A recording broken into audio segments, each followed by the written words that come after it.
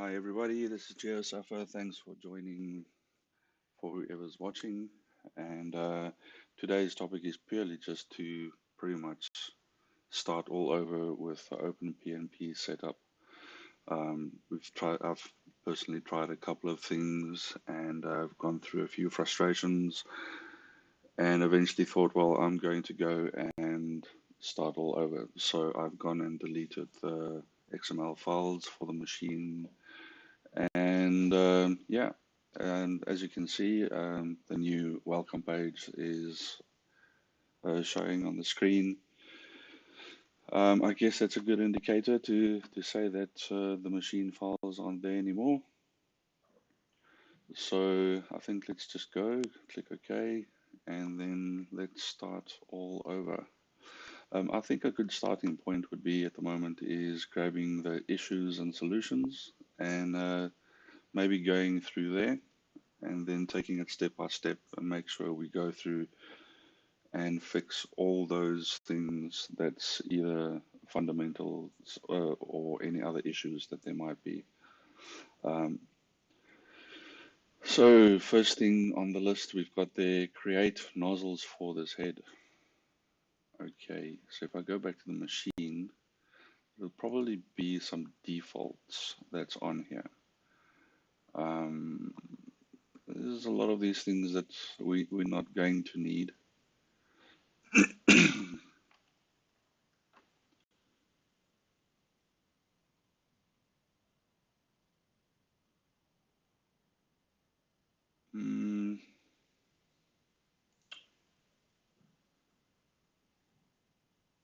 I wonder if this is going to be the best start. Maybe.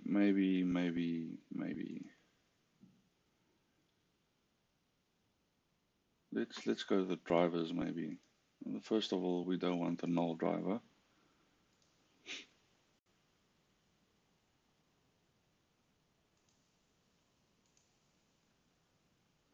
Let's go for the G-code driver. And then for the G-code driver, we can, yeah, serial. I'm going to ask it to keep it alive.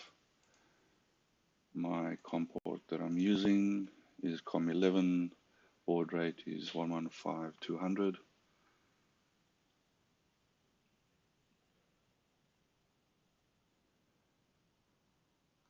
And then the flow control, we're going to set to RTS CTS. And we will click apply.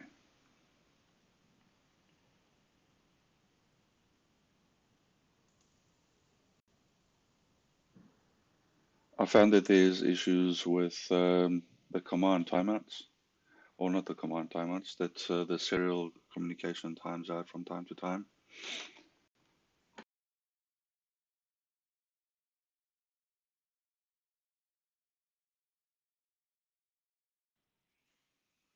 So what I'm going to do is I'm going to just increase the command timeout to 15 seconds to make sure I don't get unnecessary timeouts on that.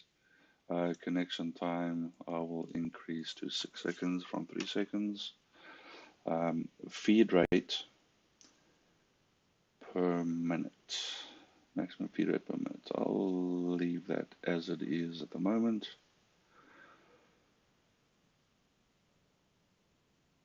I'm not going to care about the removing the comments, backlash, escape characters, oh sorry, backslash escape characters.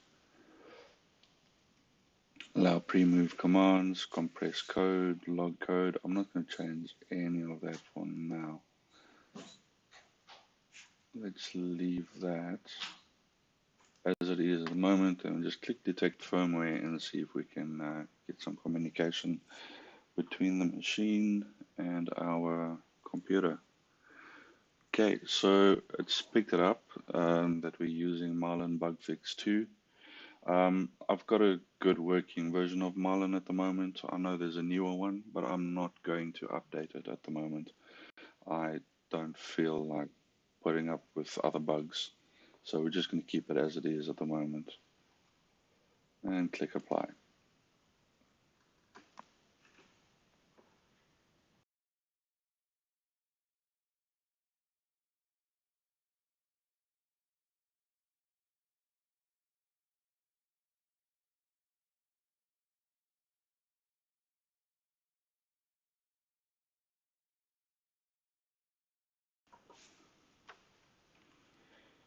Okay.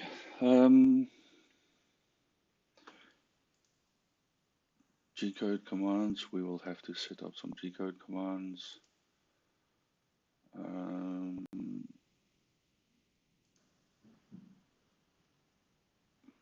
See if we go, we're going to have to set up the motors first.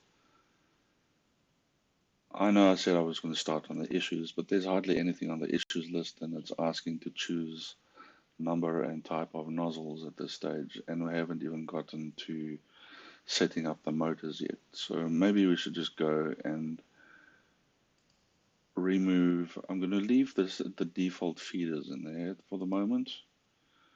Heads, nozzles, we could probably change and update these. I'm going to remove this actuator. We'll create our own nozzle tip. I'll keep that for now. Job processes. There's not really anything here that I want to remove except for these. I'm going to remove that. And that one. I'm going to remove that one. Oh, you know what? We can just remove them all except for X and Y. That should be the easiest to change. X is going to be X. We're going to leave that as linear motion. Coordinate, home coordinates, leave it as 0. We'll set up the backlash compensation later because I know there's a bit of issues with the backlash on this machine. Soft limits, speeds, and so on. Now, I did come across that they recommended that you change this to 100 and the acceleration to 500, and then set the jerk to 10,000 as a starting point. Let's see if I can find that documentation.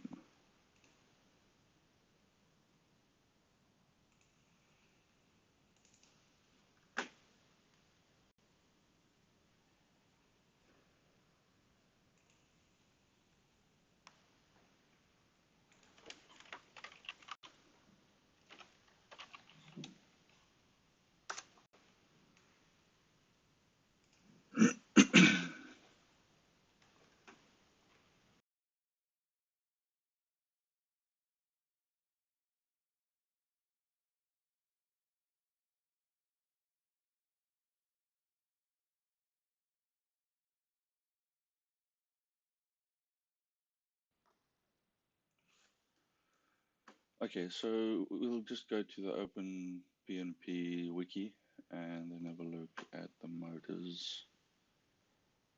There should be an axis machine, axis setup. Okay.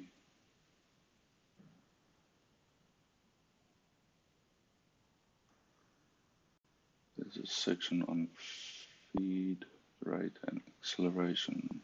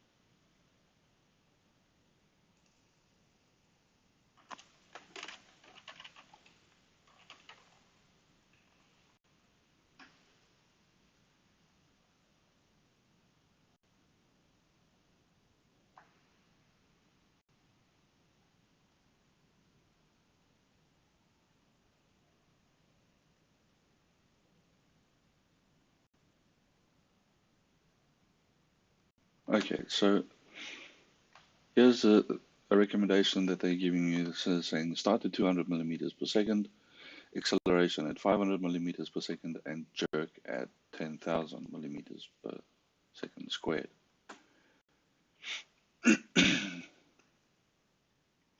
So I'm going to go with that and just start off with that and see how we go. So we'll set 200, 500, we set jerk to 10,000 and apply.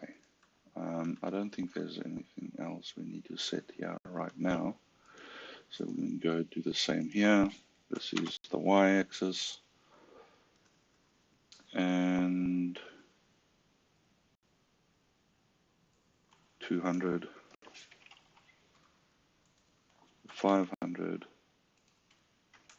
10,000 and apply.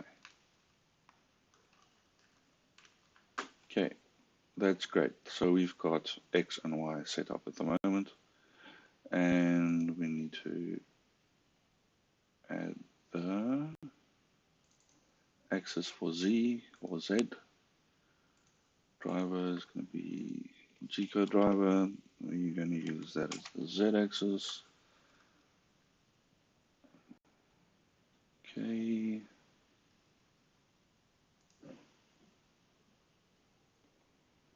Now what I can't remember is if you set the home coordinate here, if that's so it's going to return to after homing or after touching the switch.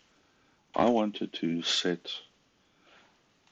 to go to 25 millimeters after I have set the home position. It's just to make sure that the nozzles is not all the way down or all the way up. In my case, I will eventually have two nozzles going up and down instead of having a dispenser or something else on the right hand side. So what I want to do is I want to make sure that both nozzles are evenly or both safe away from it. And in this case, mine is set to 25 millimeters.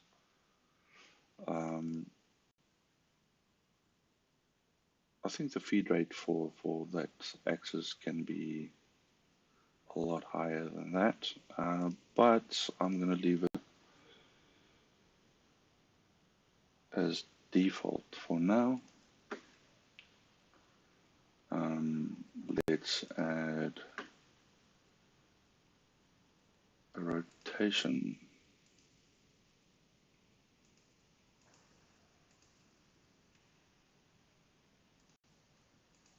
Forgot to change the type to Z. Make this one Z.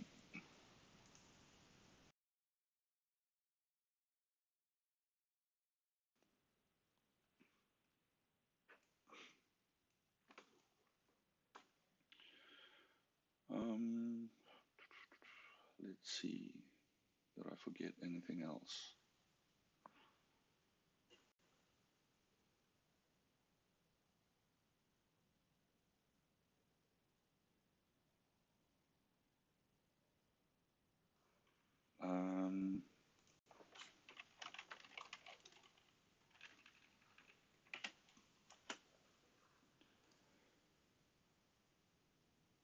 This is going to stay linear. Backlash compensation, none. Yeah, I think we're okay for this one. Okay, so the next one is our rotation. I'm going to set the type to a rotation motor. We will be using this, or OpenPnP will be using that as C. We'll be selecting the G-code driver, and this one at the moment on my board is set up as E. Now it's going to complain about E, and we shouldn't be using E, and we should rather use proper axis, the rotation axes like ABC. But ABC is not set up in Marlin at this stage as far as I know, and I really couldn't be bothered updating Marlin and trying to push that up at this stage. So I'm going to leave OpenPnP to complain, and we'll just dismiss it. Okay, this one we'll switch to rotational. as it's just used to rotate. I'm not going to limit to 180 degrees because I don't have any limitation. The hoses aren't fixed in a way that it will force the machine only to rotate 180 degrees. I've got a full 360-degree free rotation on mine, so I really don't care about limiting it. Unless there's some issue that I'm not aware of, and if there is, I guess we'll do an update on that later. Okay, the speed, kinematics settings, the speed, I don't know what's going to be the best for that. I know these NEMA 11s, they are extremely slow at the moment, so I can probably increase this, but I also don't want to change it at this stage so that it just flies off the nozzle. I'm trying to get it to be accurate at this stage, which my current or previous setup was not. So we'll just leave that, and then we'll see where it goes from there. Okay. So now we've got, I don't know, should I leave that small letters? Could I care? Oh, what the hell. We'll make them all uppercase. Just because I hope OpenPnP doesn't have an easy fit about it, but guess we'll live and learn.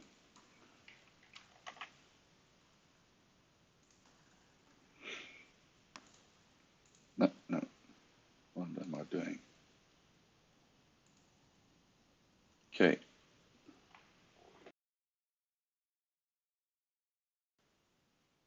So the motors are set up. That's good. Feeder's not going to care right now. I suppose the next two easy things just to quickly slap in there is the cameras. So for the cameras, go down to camera. This is the top camera. Looking down, preview FPS. Let's leave that as it is. Gonna have to set up a light actuator, so yeah, not there yet.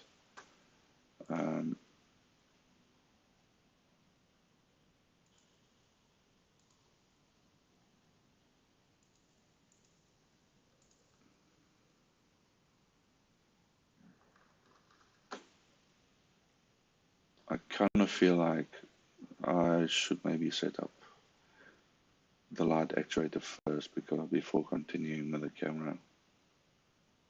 It's kind of feels like a prerequisite. Otherwise, you just jump around and change settings, and eventually something doesn't work, and you have to go back and forth, back and forth.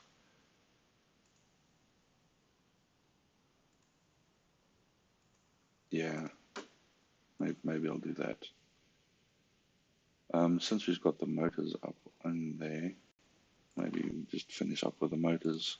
I honestly don't know what I want to do. I'm jumping around so much. But I guess we'll just take it as it goes. I might go and cut this stream up into sections and make a series out of the setup, and it will probably be more organized then. I didn't plan for anything to be either organized or disorganized. It's just disorganized naturally. Okay, the number of nozzle units that I'm using at the moment is one. Standard nozzle. No, it's not just one standard nozzle. It is a nozzle pair. We're using a belt, not a gear, but it works exactly the same way as this one. It's not one of these, the plungers, so we'll grab that one and say yes. Okay, accepting the solution may change your machine configuration fundamentally. That's kind of the idea. So if you're going through this and your setup might be a little bit different than the index PnP, then you know what? Maybe just go ahead and have a look and see what you want to do there. Make sure that you make the changes that's right for your machine.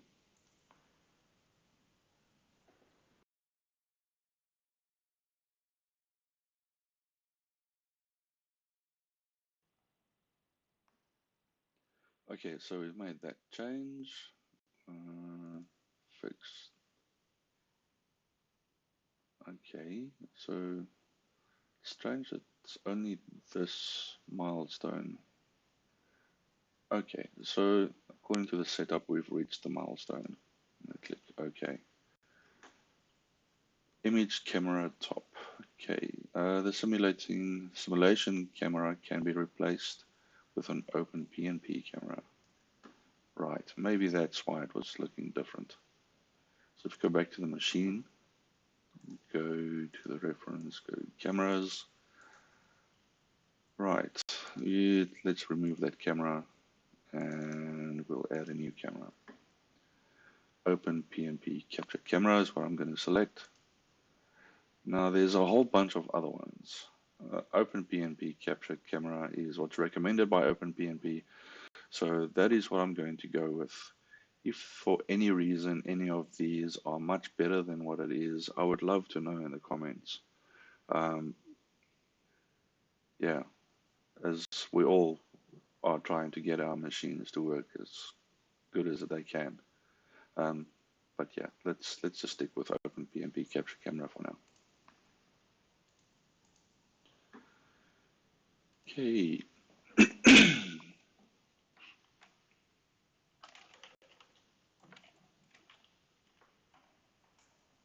Okay, we'll call that the top camera. And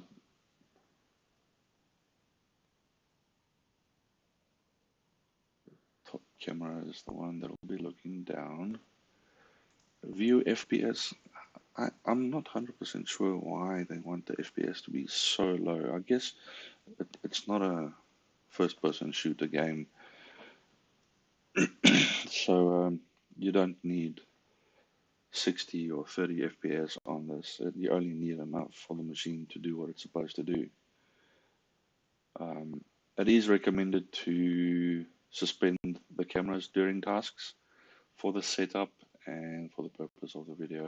I'm not going to do that for now unless I notice that there's any issues, or if there's any issues with not suspending the cameras, please let me know in the comments. I would love to know. Or if you are on the stream, feel free to leave comments in the chat. Okay, so auto camera view. If you've got a single camera in view and the machine's doing its thing, it can jump between the top and the bottom camera in view so that you can see what's going on. I'm going to take that. Okay, and I'm going to at this point click apply, because now we're at the stage where I need a light actuator and we don't have one. So we're going to go to light actuators. I'm going to add one. I'm going to reference actuator, click accept. And I'm going to give it a name of top light. Coordinate system.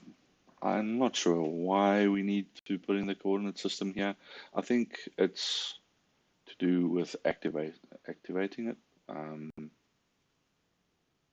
So I think for this one, all we really need to do is use X, Y, and Z. Why is that one still lowercase? Thought we changed it. Clearly not. There we go.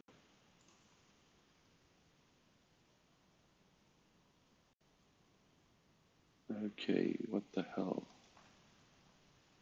So we've manually added in the Z-axis on this one. So I'm wondering Do we need both of these? It's adding both of these because we've split the type of nozzles that we specify, or not nozzles, the motion for Z. So the motion on the Z1 and Z2 would be totally opposite. So your Z2 is pretty much just a reference, and it's going to do the opposite movements of Z1. So I don't think we need to use these at the moment. I'm probably going to shoot myself in the foot for this, but I think Z1 and Z is going to be exactly the same. And for simplicity, as this machine is just using a single nozzle at the moment, I'm going to remove these, even though we've specified that we're using two. And then when I add in my second one, I will definitely go in and add the Z2 and C2. But for now, we'll just keep this simple.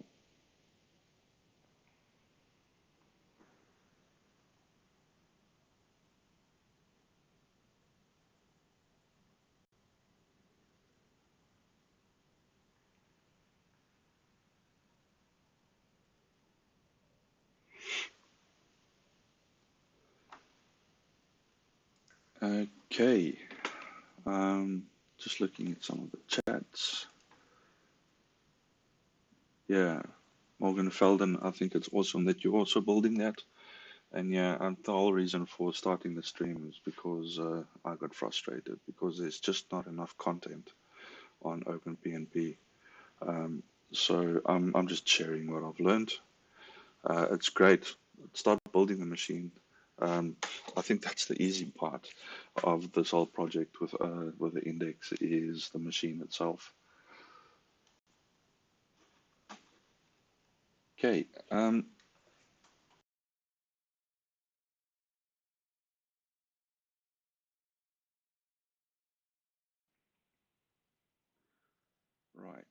So accesses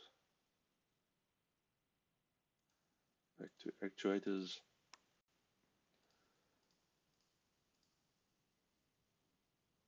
Okay, so actuators, we've got those on there.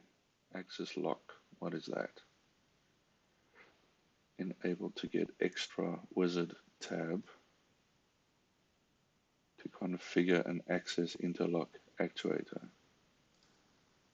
I have no idea what that is at this stage, so I'm going to leave it off, and then we'll do some more research on that and see what it is. Okay, machine coordination before actuation,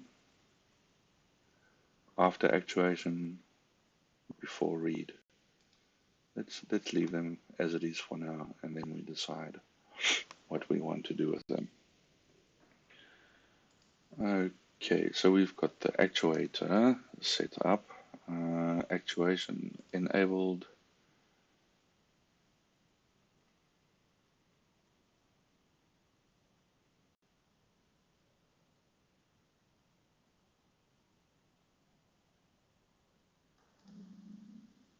If enabled, I'll actuate it on. If homed, I'm going to actuate it off. And my reason for that is when you're busy and you homed something and so on, and the lights are still on, they just keep shining away the whole time. Yeah, I prefer them only to be on when they're doing what they're supposed to. So I'll leave that off, and when that's disabled, I'll want it to actuate off as well. Then we'll apply those changes. Now, to make these work, we have to go into drivers and set up the drivers in there. So let's have a look and see what we need to grab there. So we've got the actuator, and it's a Boolean command since we want to switch it on and off. Now, if I remember this correctly, if it's true, we're going to ask it to run a M150 S0, and I'm going to make it white.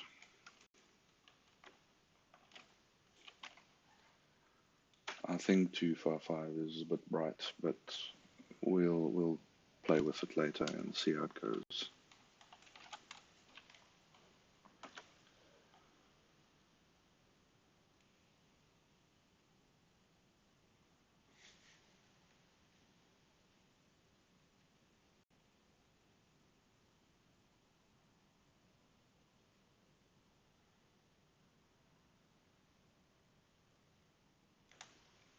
Just checking out the comments. Yes, Felden.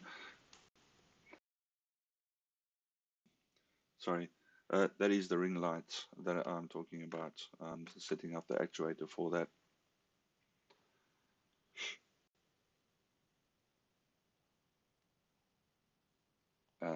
Yeah, so first we have to set up the ring light for the actuator. That's the ring light, and then you have to go and tell it what to do when you're toggling it on and off. So what we're doing is at the moment just setting up that Boolean value for it, and then we'll test it with the actuator switches. Let's have a look, see. So no idea why they're using green with the letter U, but okay. So we've got red as 255, green, which is U, 255, and then B for blue, and we'll make that 255 as well. Okay, I'm going to copy that. Don't really need to copy that over. Just copy that.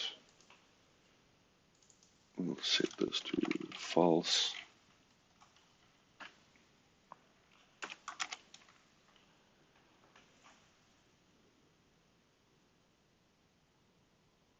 Okay, I think that's it.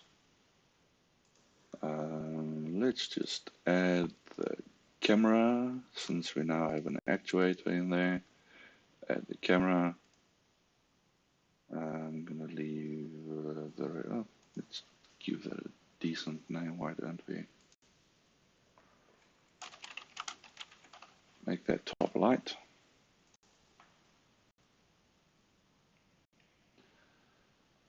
Okay, go back there, select top light for the light actuator, which is our ring lights.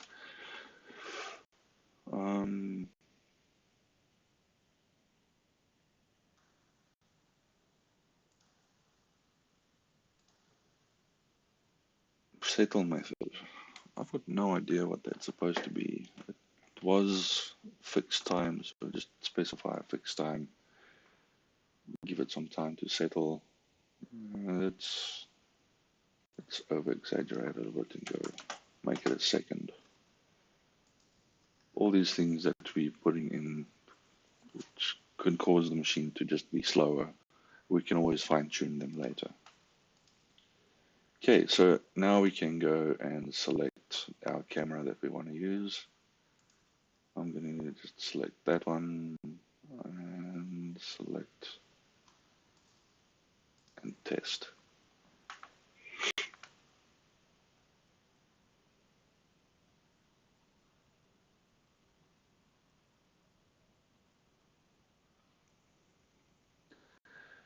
Okay, it's not the top camera, so I'm going to change it over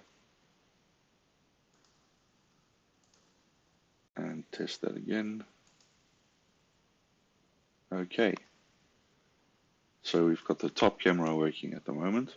I'm going to switch over to the actuator here, and I'm going to go click on top light, click on. Machine is not started. Okay, start the machine.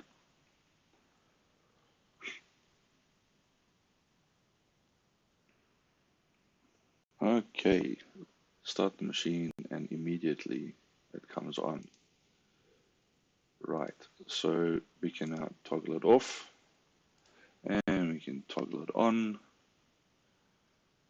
So That seems to work beautiful. I love it when things come together. Okay, so great. We've got the camera working, we've got the actuator working. Right. Position. I don't quite understand why we need the position of the camera. Is this not the offset? I know you do the offset between the camera and the nozzle and you do that calibration. I'll have to have a look at the position file and see. Maybe there's something that we need to specify here. At this stage, I'm not going to change that because I don't really know what it's supposed to be. I understand for the bottom camera, you need to know where the position of it is because you need to move the nozzle to that position. I don't quite get the coordinate system or the position for the top camera. Anyway, we'll move on. I'm going to change this over to show top camera. And then maybe we'll just quickly do the lens calibration. So there's this little paper. I'm pretty sure most of you, if not all of you, have seen it on Steven's video. And we printed it out. You print out this little thing with the little dots. You'll have to scale it down so that it fits into the view of your camera. But when you download it, it's the size of an A4 sheet, so it doesn't quite fit the screen. You'll only see maybe 2, maybe 3 dots. So stick that in there. Maybe we need some lights. Okay, actuators, top light on. Right, okay, top light is on. There we go. It seems like every time it flashes, it will make these little lines to say that it's detected it, and then you need to move it around. So I must say I find that quite cool that they do this.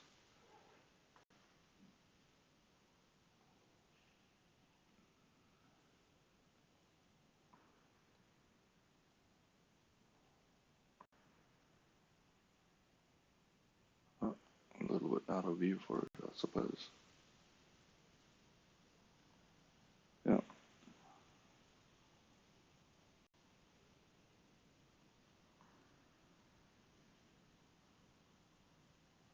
Cool. And that's it for calibrating the lens. That's pretty much just calibrating the fisheye out of the lens and so on. So if you take something that's like the ruler, if you stick it there and then toggling it on and off, it just corrects that fisheye for you, which I think is magnificent.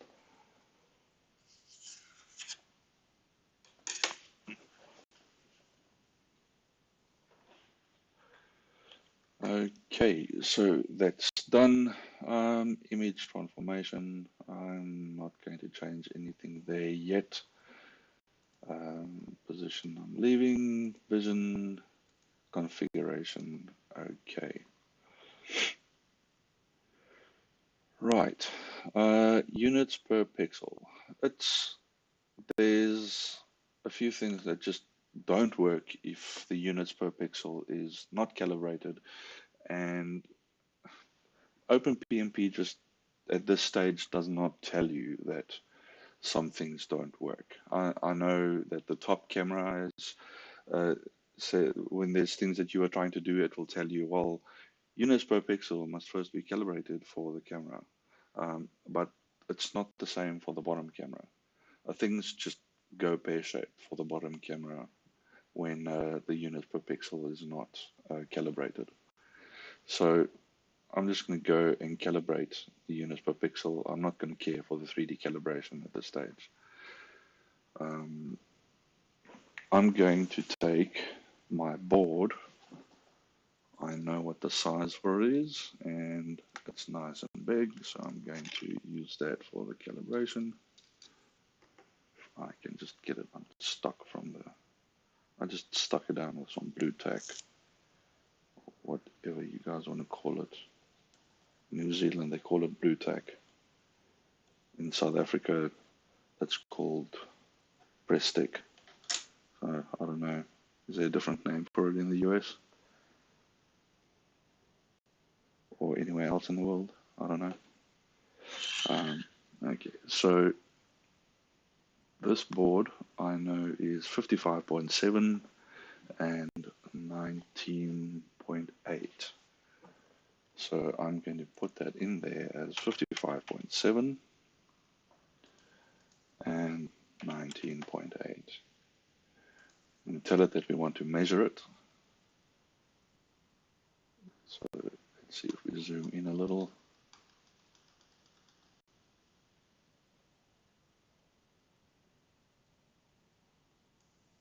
Grab that corner. Seems a bit skewed, the image. Maybe I didn't do that calibration properly.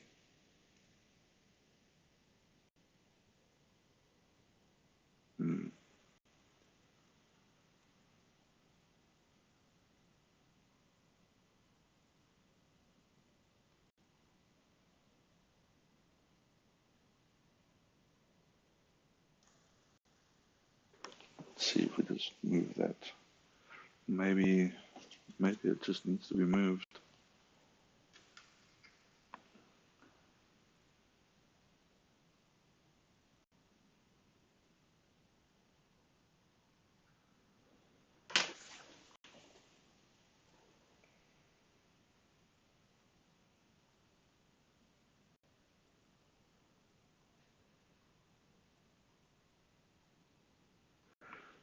I'm just going to redo the calibration.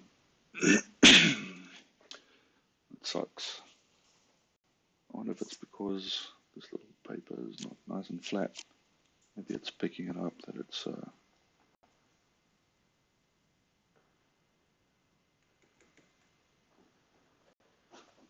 Okay, let's try that again.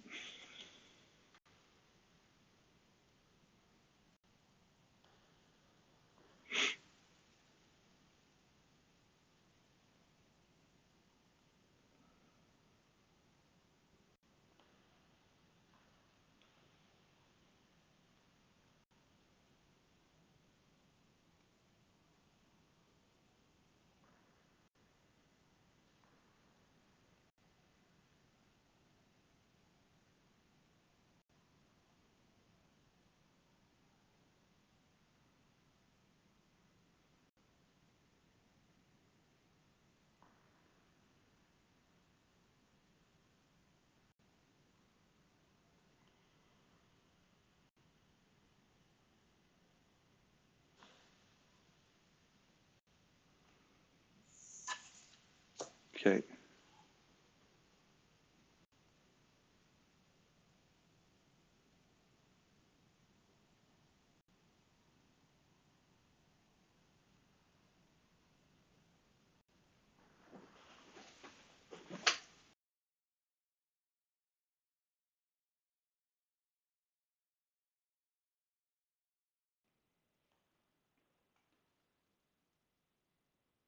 Yeah, that looks a lot better. Okay, so when you do the calibration for it, make sure that little piece of paper is very flat. I know Stephen went when he did the calibration on his, he like printed it and stuck it down on a piece of cardboard. I probably should have done the same to make sure that it's nice and flat. And that little piece of paper has been manhandled so many times now. No wonder it doesn't want to lay down flat anymore.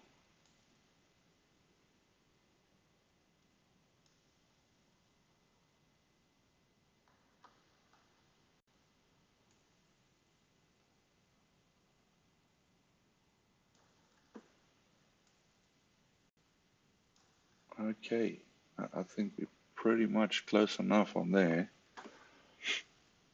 So I'm going to go back to this section and then tell it to confirm. Now, when you click this button, it will go in and take the units per pixel and place them in the X and Y, and it pretty much creates an offset for what you're using. It uses that to do the measurements and so on, and if this is off, then a whole bunch of other things seem to be off, and yeah, it does kind of get frustrating.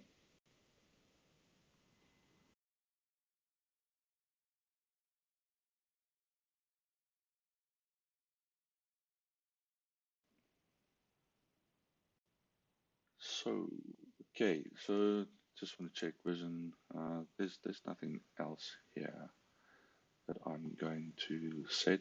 I wonder if we use this, if it would help. I find with a nozzle, especially last night when I was testing using the white light, it was overexposing a bit. So maybe the auto exposure wasn't on it. Who knows? Um, but we'll see. Once we find that again, we'll go and play with that setting.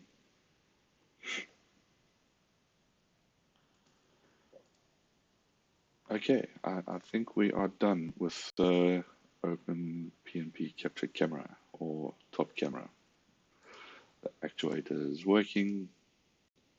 Nozzles. I'm going to remove the one nozzle there, and we'll use this nozzle. Now, something interesting that you might notice, which I didn't notice, was that on one of my previous setups that I've done with OpenPnP, I found that I had two nozzles. The second nozzle, I could go in and I could see it like you can see it here, all the settings. But if you go and you click on the first one, nothing would come up. You couldn't change it, you couldn't remove it, you couldn't do anything to it. So if you do find that things like that do happen, and they do happen not just for the nozzles, for a few other places as well, then have a look at the logs. If you click on the logs here, they, like you can see here, there's a lot of errors. You can clear that, and then you can go and do something, and then come back here and have a look and see if there's any issues. So then, if there's any issues, then you can go and correct it from there. But there's no other indicators saying that, hey, this isn't working. So yeah, just thought I'd give some helpful information on that.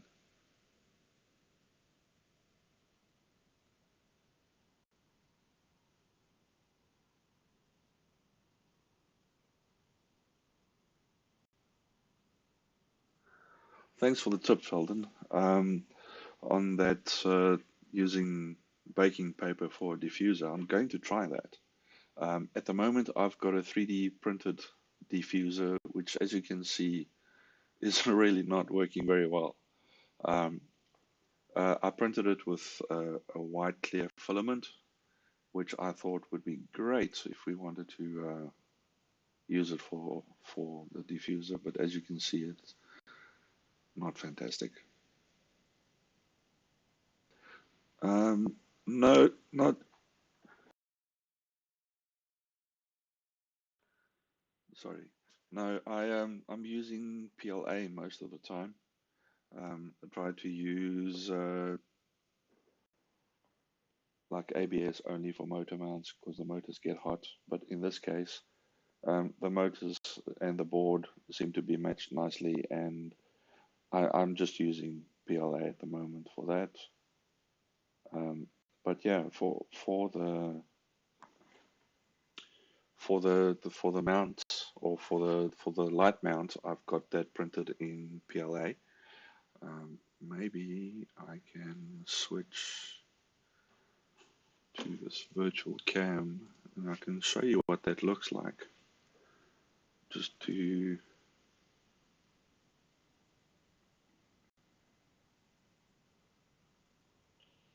show you what I've done with it.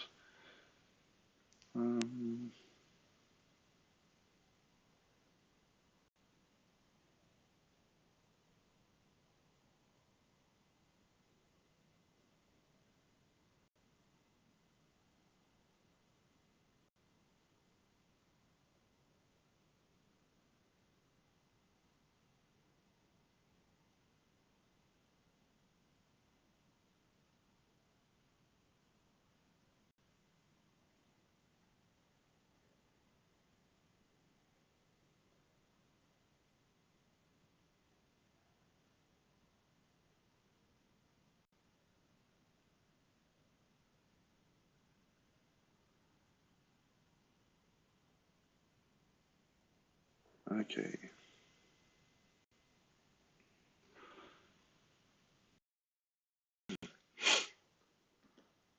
I'll switch over to that one. Let's increase the size a little. So if you have a look there, that there's printed in a clear PLA.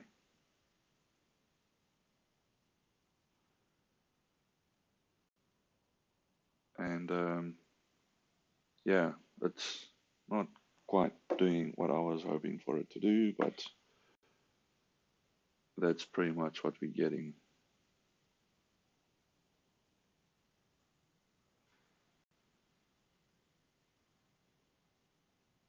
Yeah. So I guess that can improve. I'll definitely try the baking paper though, and then see what we can do with that.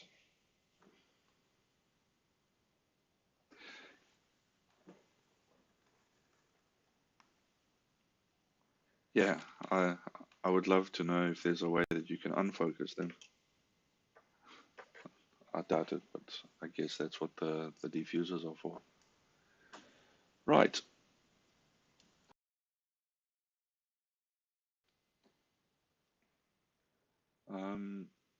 Let's have a look. Nozzle tips. Okay, so we've got the nozzle tips. We've got a compatible nozzle tip, and it's loaded. Now, with my first setup, this was not the case.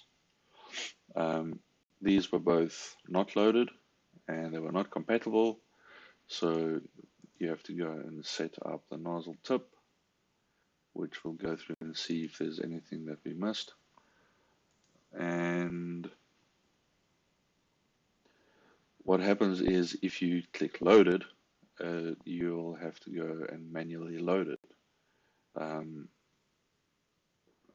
So yeah, that was a bit of fiddling about to make sure that the machine understands that the nozzle was actually loaded.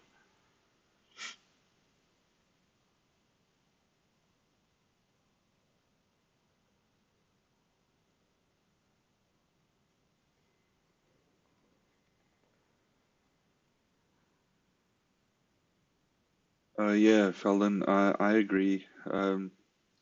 They should kind of be at like a 45-degree angle.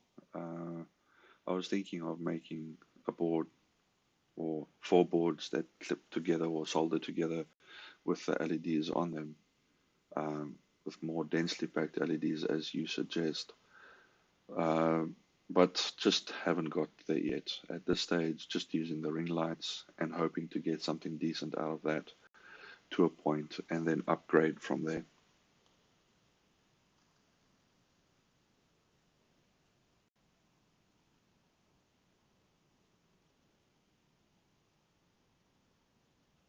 Okay, so vacuum.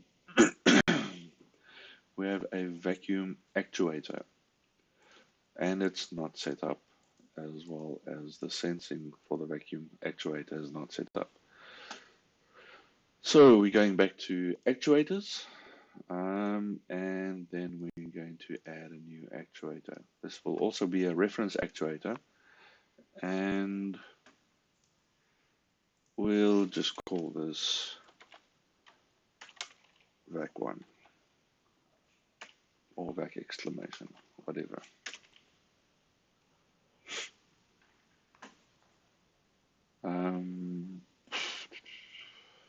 this will probably only need to be something to do with Z. So we'll leave it at that. So it will also be a Boolean. That'll be an on and off. So we need to go back to the driver and set up the vac for the vacuum pump to get toggled on and off. There we go. Boolean. And what was that? I forget. Just quickly have a look and see what I've set it.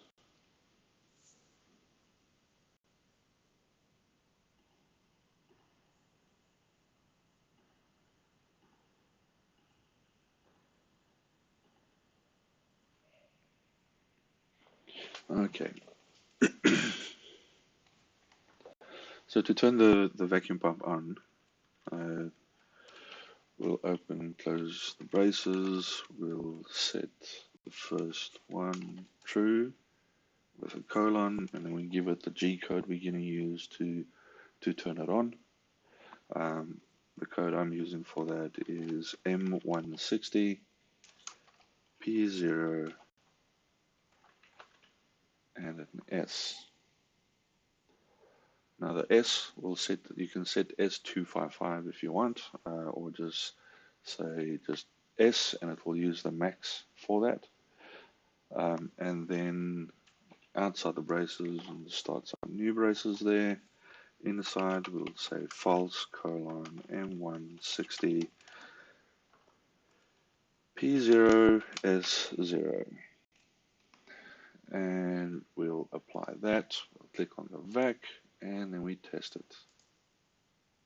And we have nothing. Really? Ah, idiot. If you can read, you can cook apparently. So it's not 160, it's M106. There we go.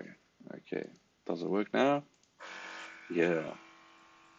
My God, that thing makes a noise. Some people were concerned about the noise of the drivers or the motors of the machine, but as you can hear, that is rather noisy, and it pretty much kills the sound of any of the sounds that come from the motor. I'm actually looking at making an enclosure for that vacuum pump because it actually hurts your ears if you have to keep on listening to that for hours on end. So you're going to tell that to shut up and just keep it off.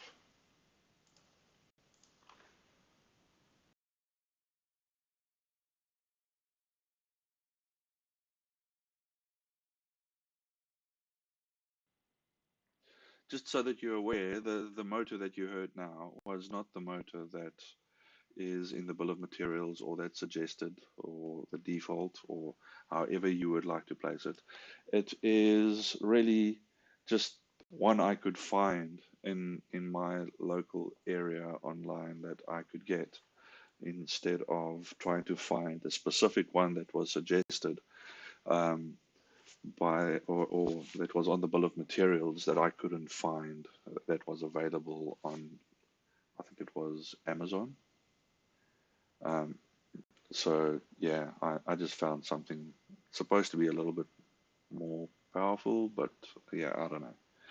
It seems to do the job. Noisy, but it does the job. Okay.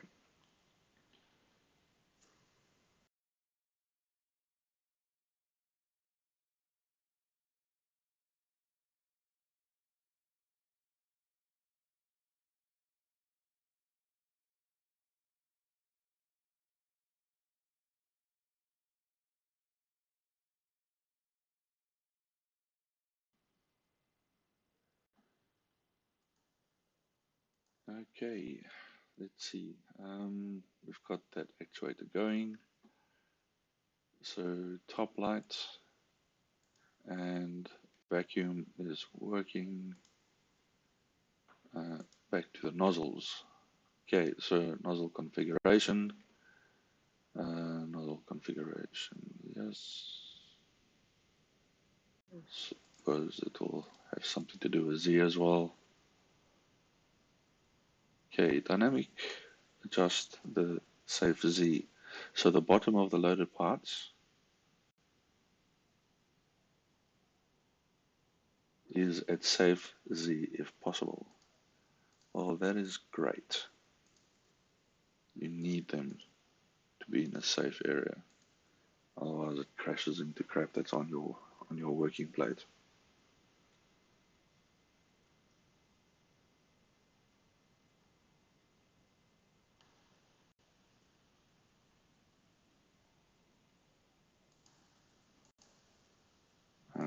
Okay, settings and dwell time. Okay, so what I found is this would come over, it would run, and it would, as it touches down, the motor activates and immediately it pulls the nozzle up again, and then the part stays behind. Sometimes the part comes up, but mostly the part doesn't. So I'm going to stick the dwell time to 1 second. It's probably long, but like I said, I'll rather have it run slower and reliable at this stage, and then hone in on the machine to make sure that everything is working as it should.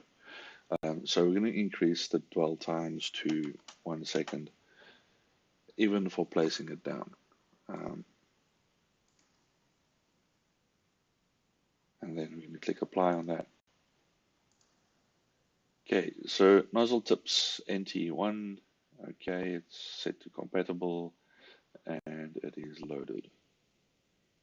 Vacuum actuator. We're going to use VAC1 for that. My sensing actuator at this stage is not working as expected. I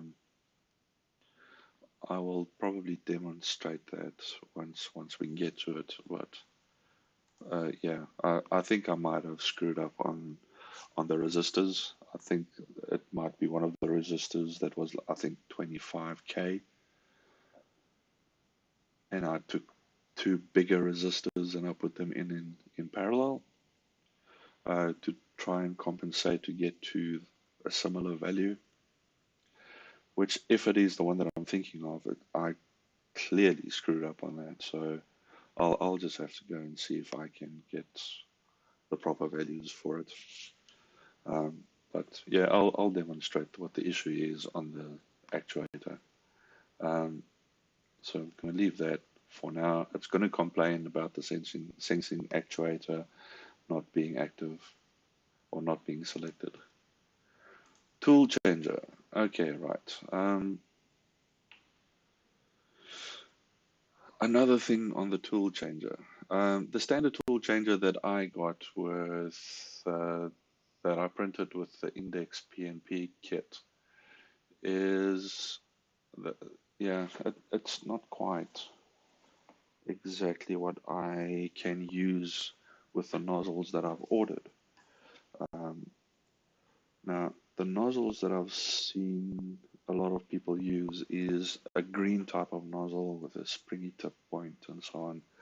But the ones that I ordered with my motors, if I can hold it in there, are these tiny little things, and they fit in so tight at the moment. And the part that I've printed for holding them is pretty much not on par yet to use for automatic loading. So I'm not going to set up any automatic loading. For now, I'm going to use a single tip, and I'm just going to use that single tip or that NT1 as specified. And we'll just use that for now until I get myself into gear and making sure that I've got something that can actually work with it. I might end up just going and ordering new tips, but to be honest, the tips I've ordered cost more than the two motors together. So yeah, I'm not sure how that works. But anyway.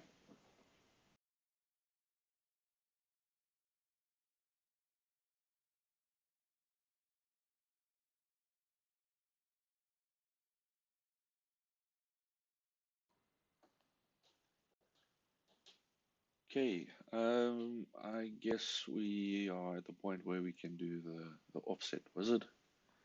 So now get some sticky tape. No, not sticky tape. Get some blue tape or press stick or industrial bubble gum, whatever you want to call it.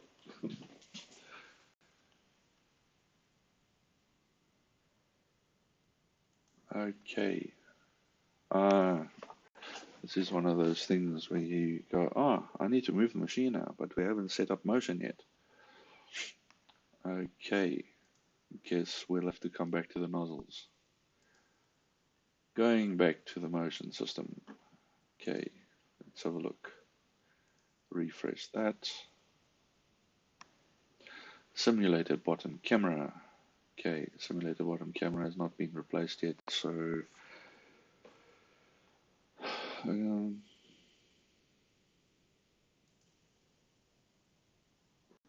not going to change to a newer version of Marlin at the moment. So I'm going to dismiss that one.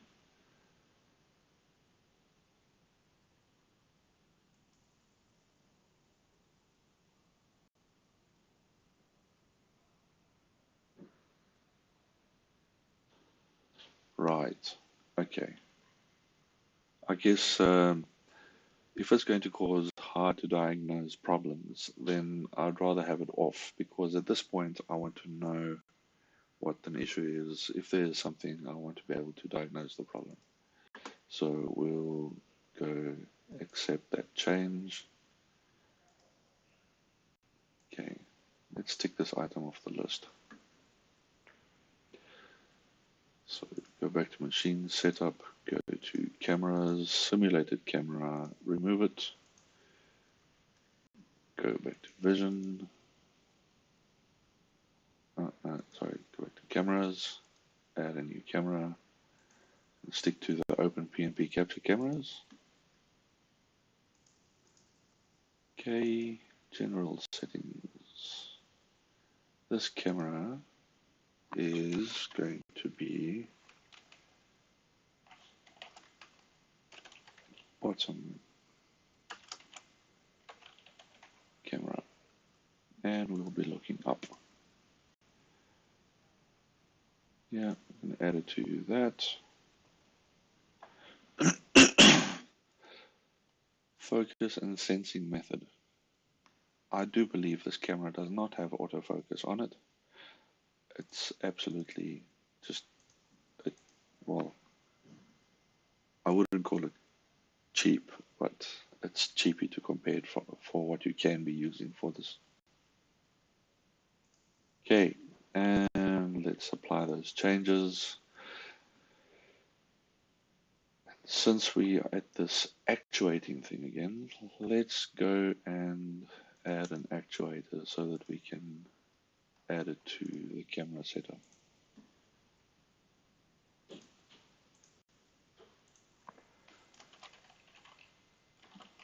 Bottom light.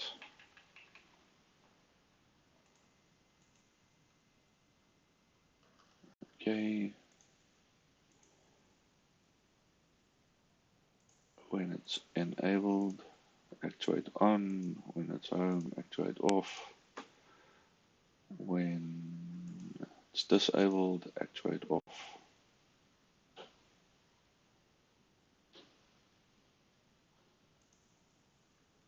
Click apply. Now we have to go and add the code for it in the G-code driver, and we will have the bottom light, actuate command. Maybe I'll just copy it over from top light.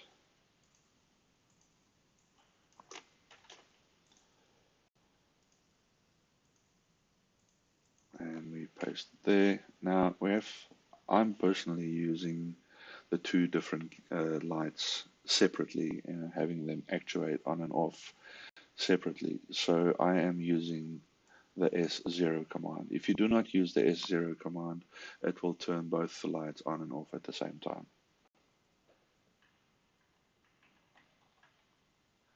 So S1 would be for my bottom camera or my bottom lights. So just change that between S0 and S1 depending on which one you're using. Or just remove the S parameter totally if you want them to switch on and off at the same time.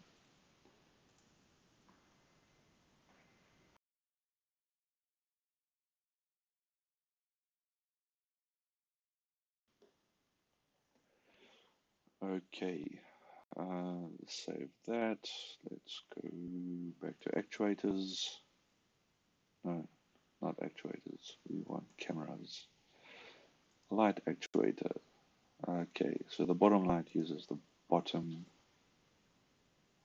camera uses the bottom light. And the glare.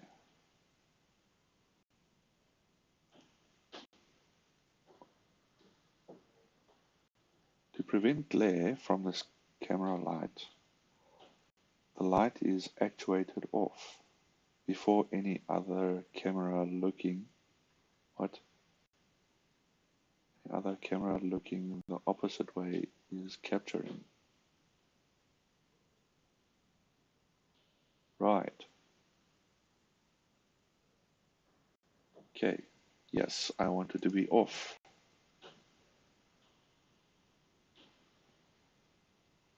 When it's not capturing, before capturing on, after capture off. That is beautiful. I would love it to do that. Yes. Saying that, let's have a look at these actuators for the top light. Or is it the top camera? After capture off. Yes, that is great. Okay. Light actuator, top light, apply. Okay, now you can see we've got this little sunshine icon at the top right hand corner. And now if you go there and you click on it, you can switch on and off between those two modes, which is kind of useful. Otherwise, if you want to manually do it, you have to keep on pulling out the actuators here, getting the top light here, turning it on, turning it off from here. And so it kind of makes it nice and easy.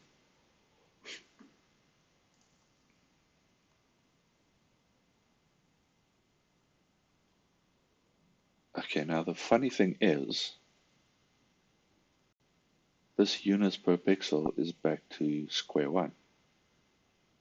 That's really annoying. I honestly thought we saved that.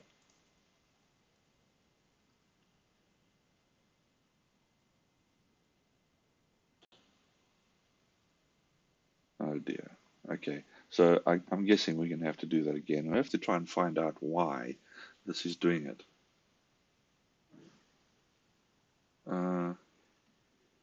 Not sure why you can't hear me. The audio is still running. I'm going to turn it off and on and see. Hopefully it still works.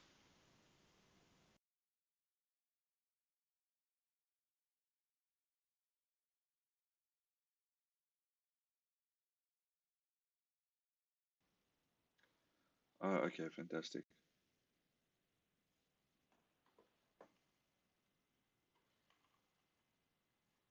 Okay, so the audio is still working.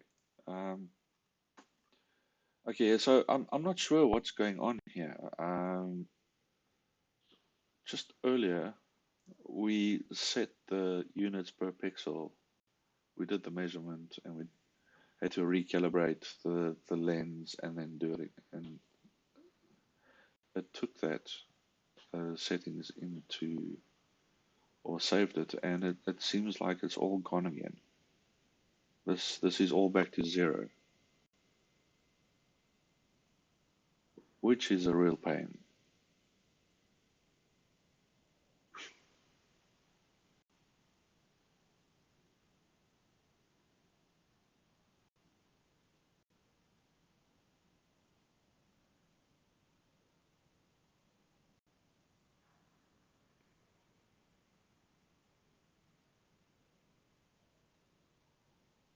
Okay.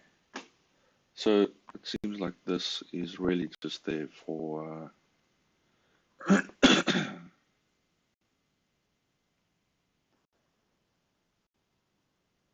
for backwards compatibility.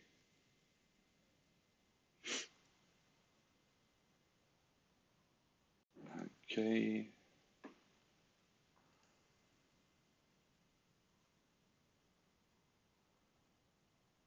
Man, I really hate doing things over.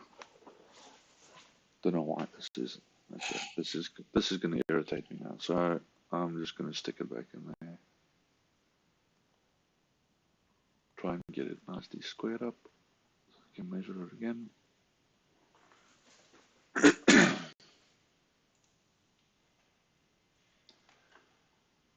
55.7, 19.8. Measure.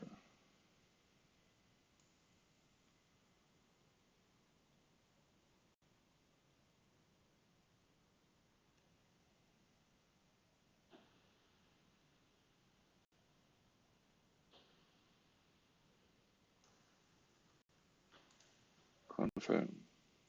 Apply. Okay. Hopefully it doesn't toss it out the window again. So let's see.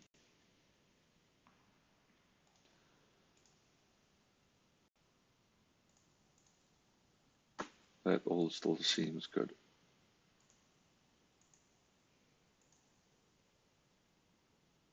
Okay.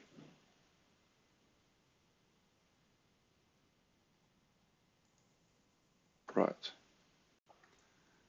If we want to do the offset, we need to make sure that the motion system is working, which at this stage it is not. So, yes, got distracted by other crap. Okay, that's done. We can tick off this milestone. And there's a new whole list of stuff we need to set up and fix. So, yeah. Okay, I'll be back in a sec. I'm just going to grab a drink.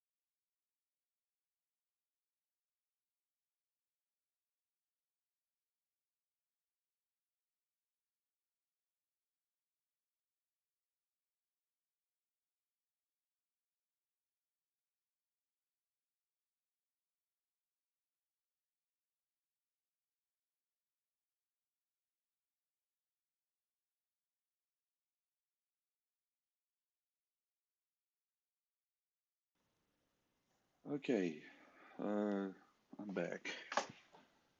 Let's have a look at see what's next on the list.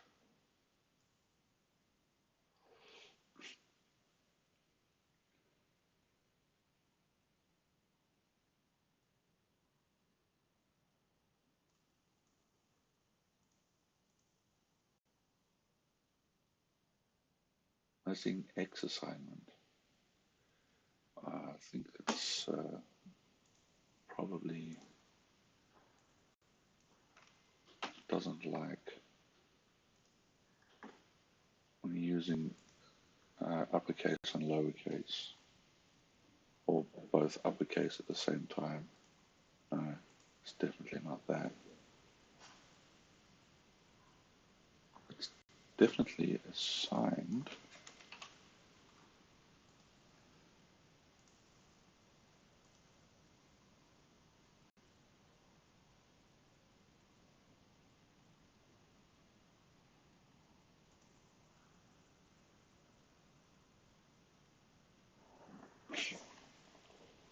Now, what on earth is it trying to say?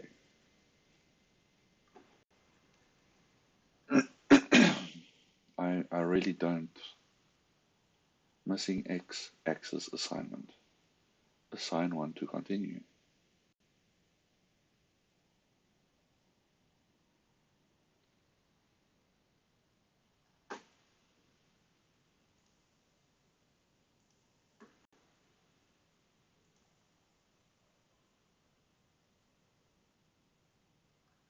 Got the axis letter there. I'll change that.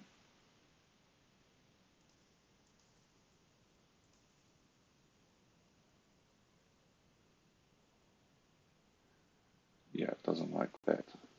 Complains about it there. Change that back. Apply.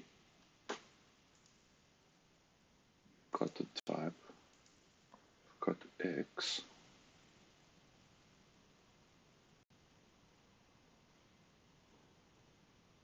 Oh, hang on a second. I might be looking at the wrong place. There we go. Open PnP capture camera, top camera.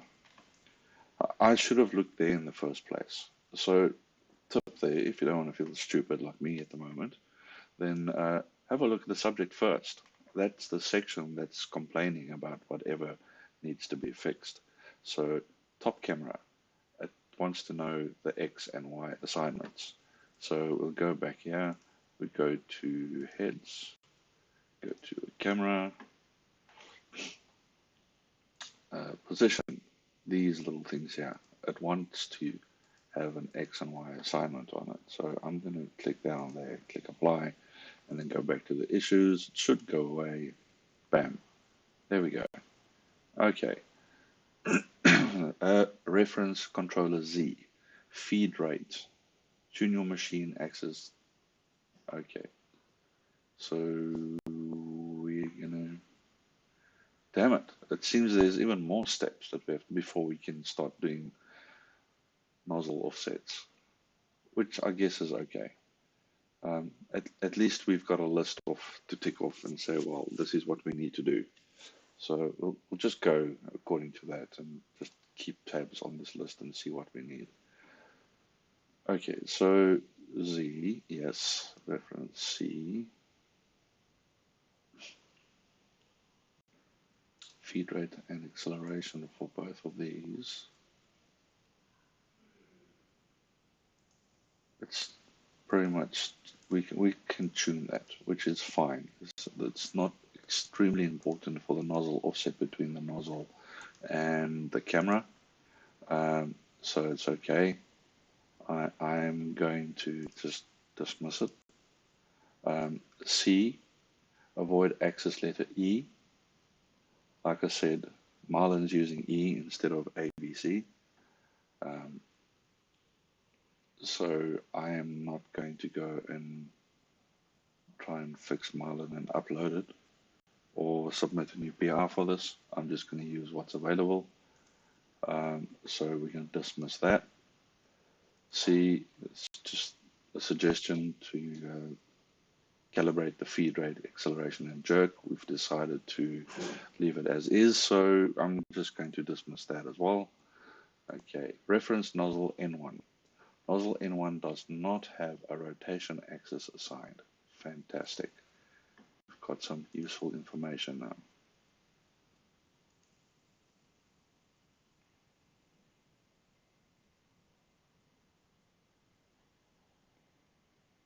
Did it say nozzle tip?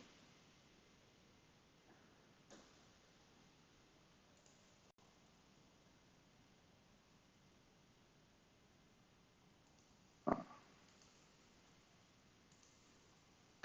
okay, there we go.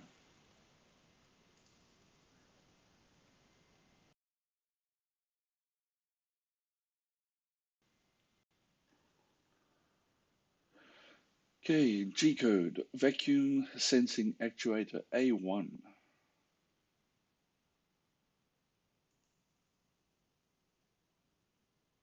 We're not using A1.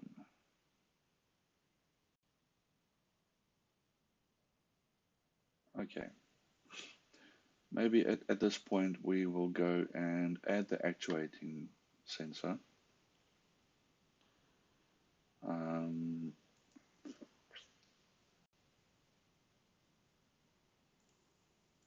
Just want to see where they have assigned it. The default.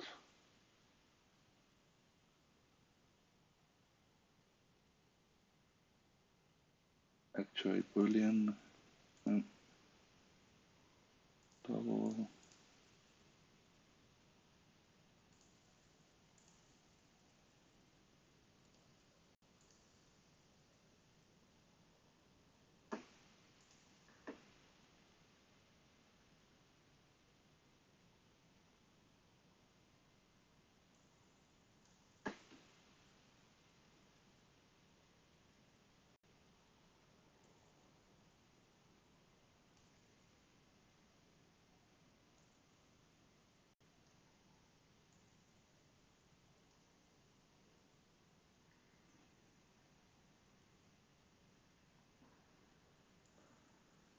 Has no actuator command assigned.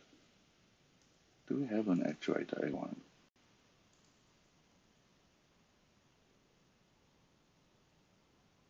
We do not.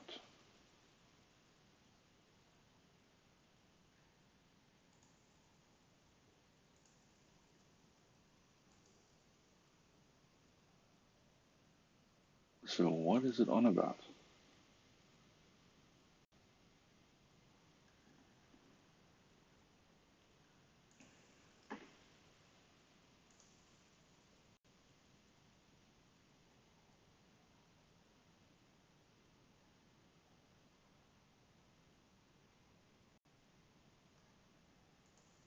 Okay, I'm going to skip that for now.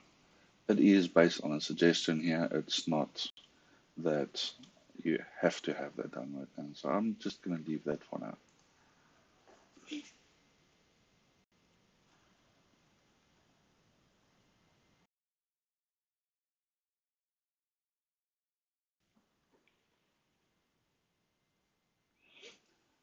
Okay, yes, I do want this.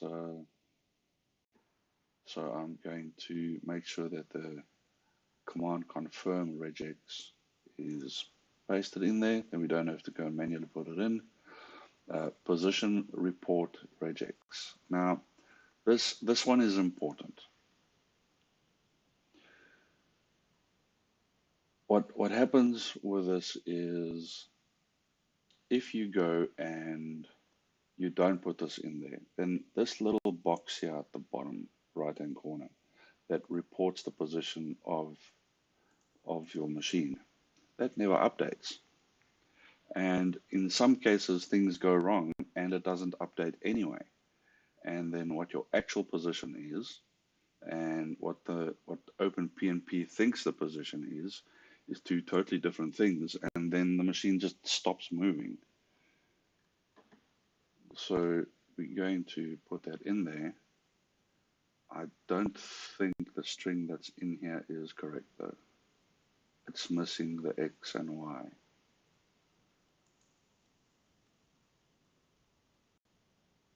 So I'm going to accept that change, but we'll have to go and verify in the drivers and see if it's actually there.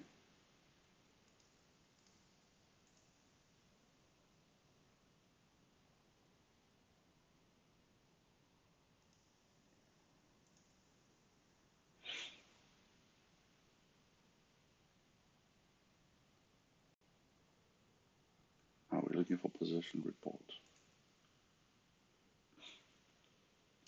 Yeah, I'll double check, but I don't think that's right. Usually comes back with an XYZE. So we might just have to change that and add it in. Yeah, let's just double check on that.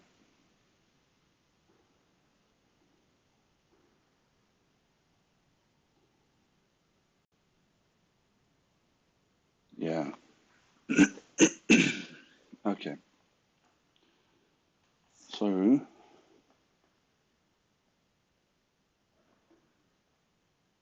we are going to grab that.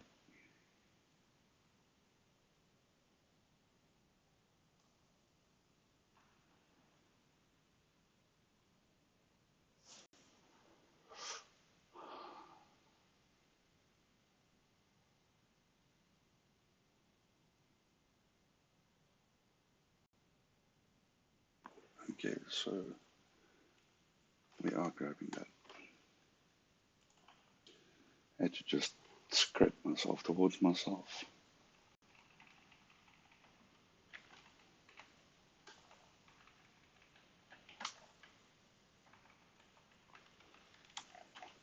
X and X. Right. That's great. And what about motion?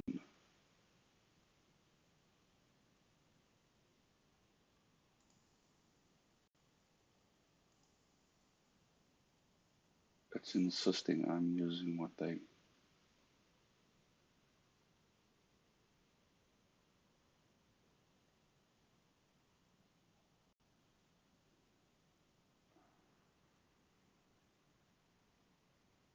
I wonder why it's doing that. We've got these all set up.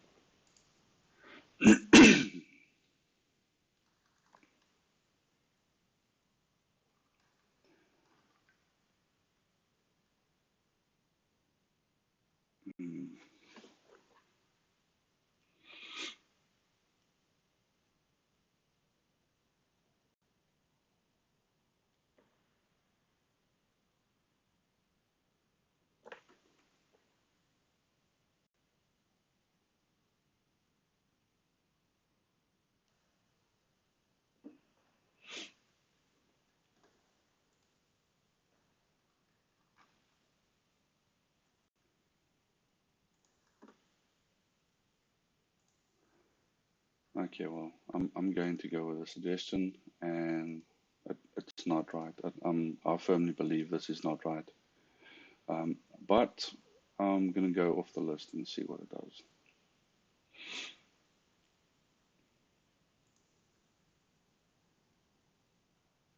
Okay, connection command. Set the millimeters mode and set absolute positioning. Now, I'm guessing this might be different for the guys in the US that's working off inches.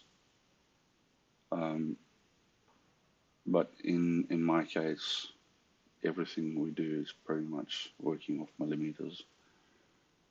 So I'm going to stick to this and just go with it.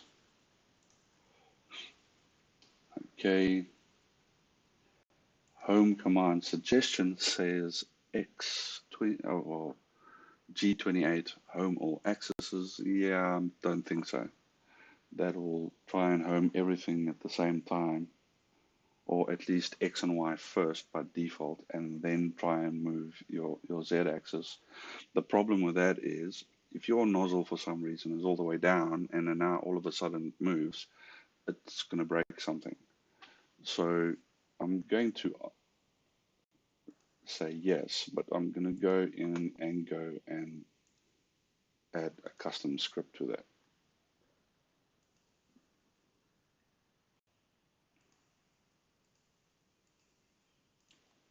Okay, so I'm going to go in here and say home Z.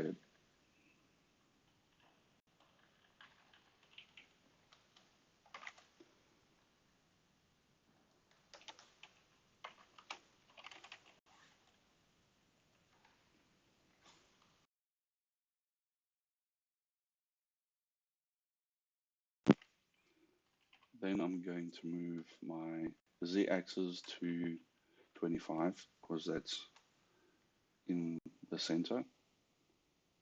If you look at the two nozzles going up and down, that's the default position in the middle, safe away from everything else. So move Z to the safe area. Then I'm going to do G28 XY home X and Y axis.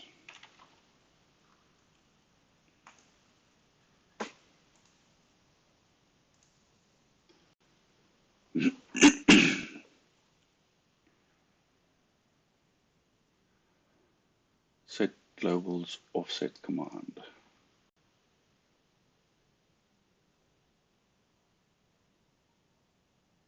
Okay. Get position command. So every time you do anything on OpenPnP, it's somewhere along the line, you're going to have to get the coordinates somewhere. And the only way for OpenPnP to get the coordinates at this stage is to run M114, which Marlin then comes back with the information.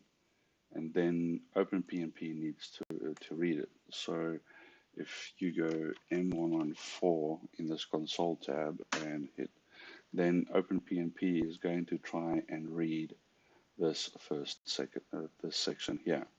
And that is what the regex is for. So previously, if you remember me saying I'm not sure whether this is correct or not, because the regex that's there is only to read the end. And I'm like, it's not going to read anything. So I'm not sure what its problem is, why it's only wanting us to use Z and E. And so anyway, we'll figure out what the issue is as we go along. Okay, so yes, we accept that because we want that position report to work. Again, move to command. It's got the acceleration and only that. That's really weird. Now, the only difference between X, Y, Z, and E is I deleted Z and E and recreated them. And I wonder if I'm going to have to do the same for these other two.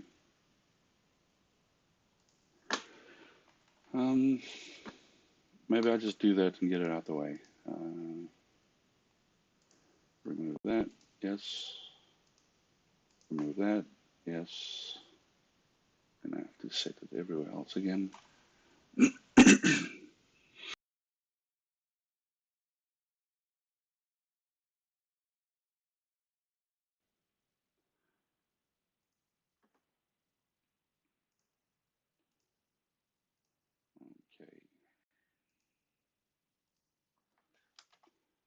Go with X. Yes, we're using a G-code driver. Yes, we're using X. X, we're going to do a default of 200. And jerk is going to be 10,000. It's Nothing else I think that we need to change here. So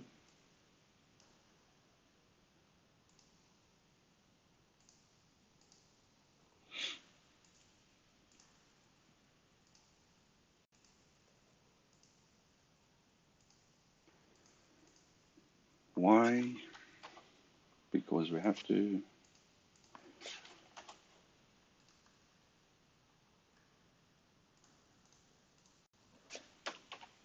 200, 10,000, apply.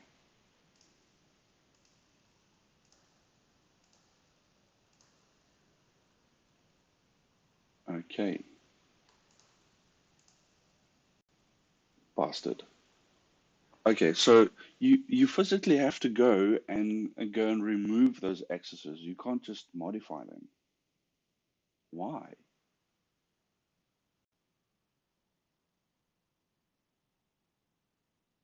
Maybe there's something I missed.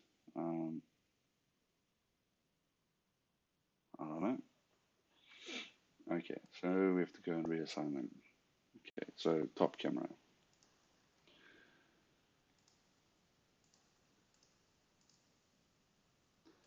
X, Y.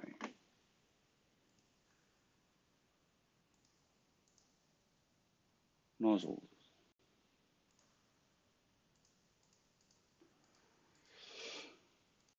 X, Y.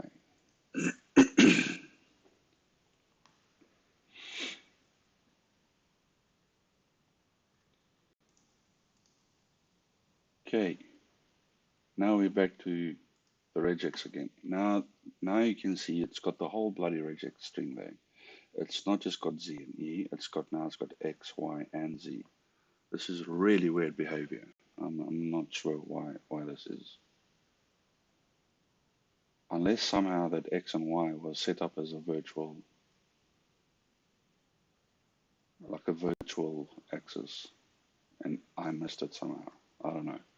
So if you find that this is not working and it's not giving you the correct regex for the motion, or it's excluding some axis for some reason, you just go remove that axis and put it back in.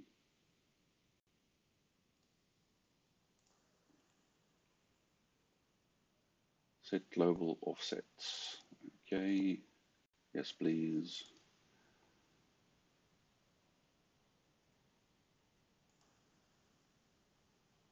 X, Y, Z, E. Yep. Move command. Yes, please. We need that, otherwise it's not going to move. Now, this one I found extremely annoying previously, because what was happening is my serial communication was timing out, and then you constantly get this M400 serial timeout error. So as you might remember from the beginning of the stream is I changed or increased my timeouts to 15 seconds for the movement. And the reason for that is OpenPnP has got no idea how fast your machine is going to get from one place to another, and therefore that timeout is necessary to increase to compensate for how slow your machine might be. So I'm guessing in future, as we increase the speed of the machine, um, uh, we might be able to bring that down. But until then, those parameters are going to pretty much just stay as they are. Now, if you do not remember, or if you didn't see what I was referring to earlier, if you have a look at these driver settings, the command timeouts,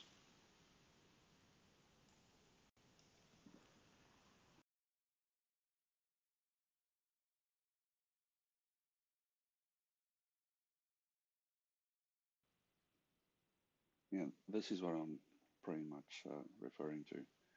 And then for some reason, if there's some connection issue and it takes longer, I've just increased that from 3 seconds to 6 seconds. Okay, back to our solutions and issues. Move to complete command. Okay, so this, as far as I understand, this is once it moves, it also issues an M400 to make sure that you don't just try and move the machine in one direction while it's still trying to move somewhere else. It comes up with a warning saying, well, we're waiting for it to complete the current move and so on. So that's to do with that.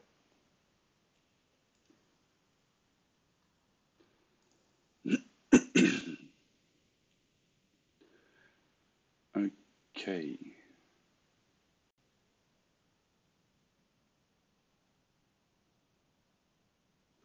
Let's add this vac sensor. I'm not going to use the vac sensor right now until we fix it, but let's just add it. Now the question is, I think it needs to be with the nozzles. Reference actuator.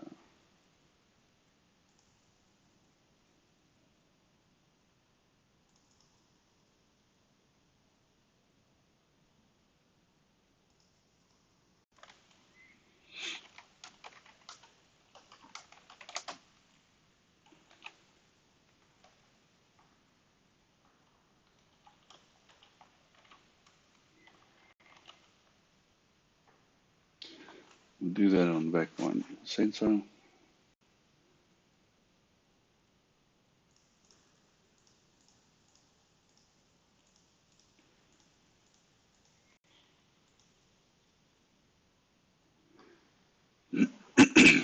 Okay, so I'm gonna have to go and add the G code for this again.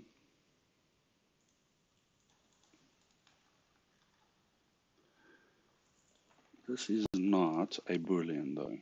This is going to read the information from there, so it will have to be a string.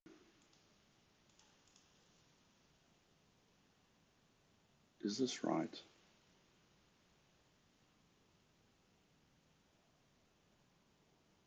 I don't think this is right.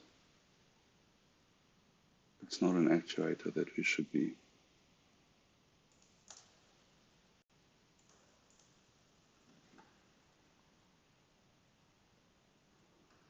I think I'm being silly at the moment.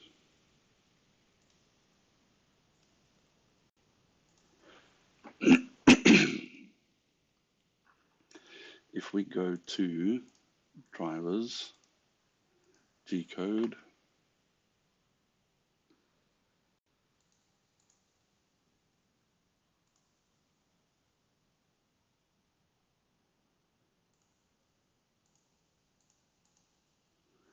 and we go to the VAC, then we should be able to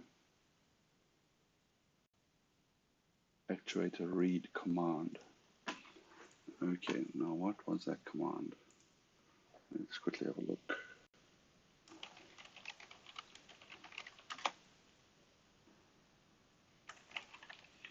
It's the temp sensors that we are trying to report with. So let's have a look. This is 105. M105. Yes. Okay. So M105 we're going to use to read the temperatures, but since we're not using temperatures and we're using the sensors on the as temperatures for Marlin, we'll be pretty much using T0 and T1. In the current scenario, I'm only using T0. I only have one pump, one nozzle, so I only need to sense one. And I'll go with that one. So I'm going to go with M105. So the actuator read command is M105, and then we'll apply that, and then actuator read regex.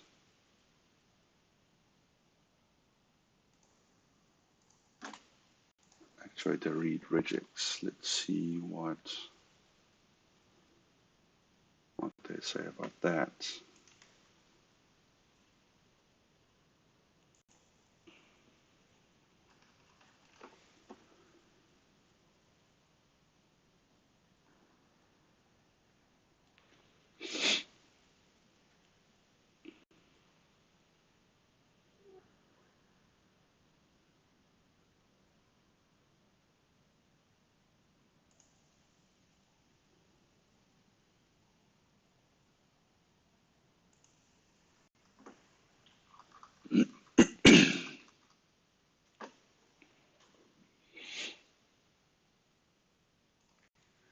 Vacuum setup.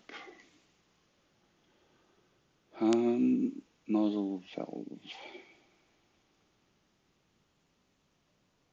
Pump control.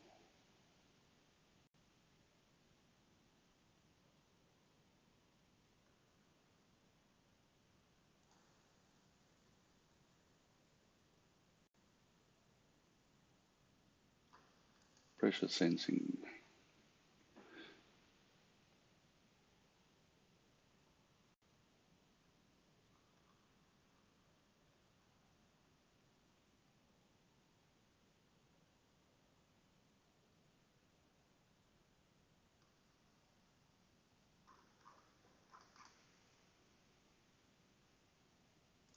Actuator read command. Will depend on Marlin. We after the regex. Okay. Yes. Okay. So the example regex here is great, but it's not what worked for me. So we'll take what they have here and we'll probably modify it a slight bit. So we'll stick that in there. I just want to see what I had working before.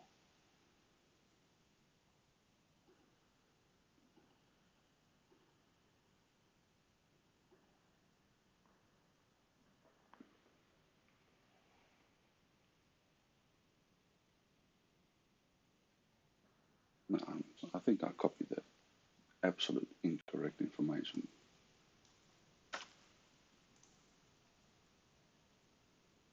This is position report. There we go.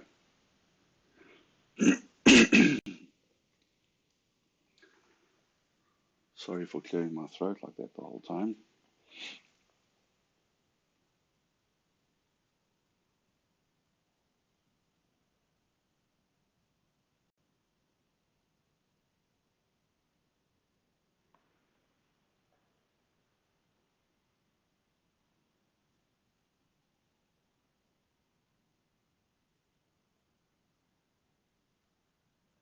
Okay.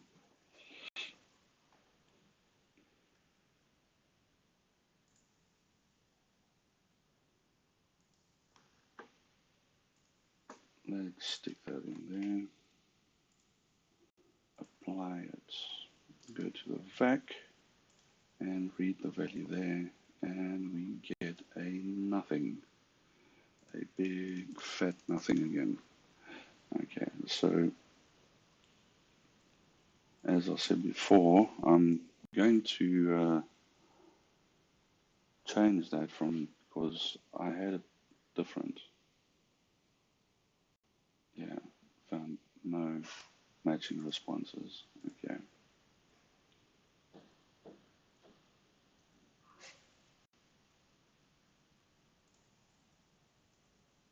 Let's change that.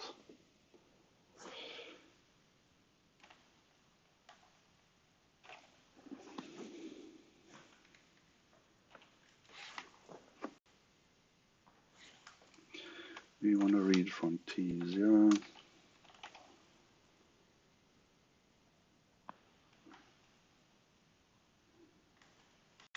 And T0 will have a value of T0. It could be a negative. It could be a negative decimal.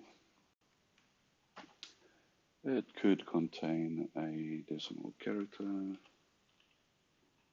separator, whatever you want to call it. We will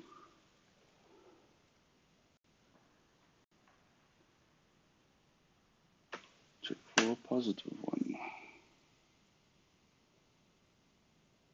Or is that... oh, whatever. I'm going to go with that. If you're into Regex and so on, and you can improve that, go for it. I would love to see if we can improve any of these Regex things.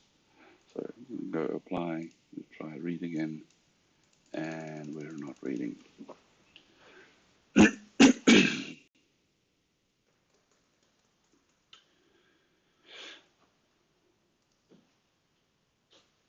Actuator read command. Back 1, read error. No matching responses found. Okay, fantastic.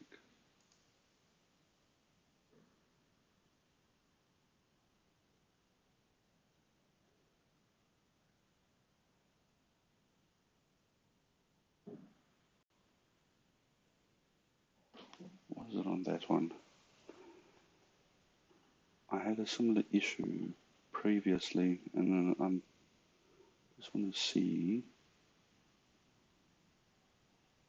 if we had it somewhere else.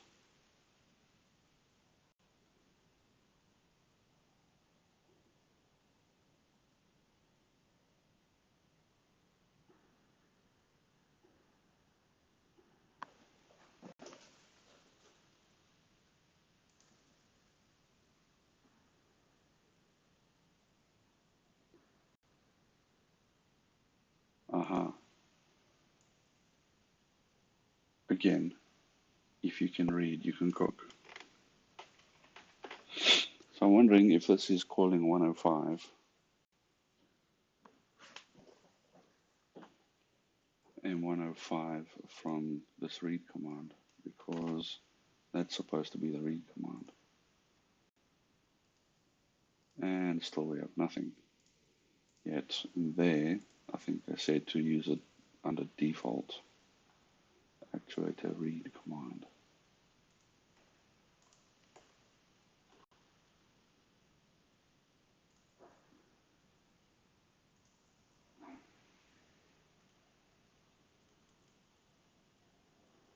Fudge bucket. Why?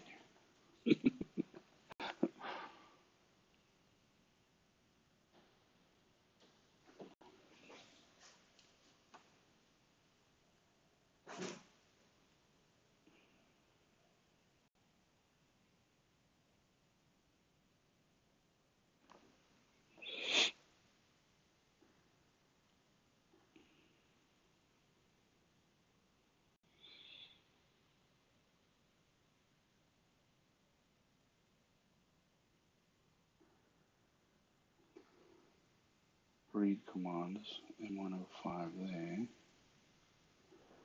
Okay, so if I go back, leave this one as read, and I go back to the VAC and change that one back to M105, apply, read,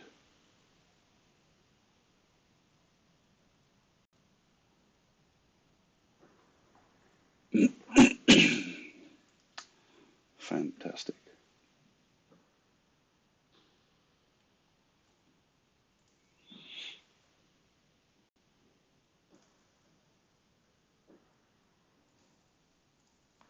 Okay, let's see what the logs say. If we go back here,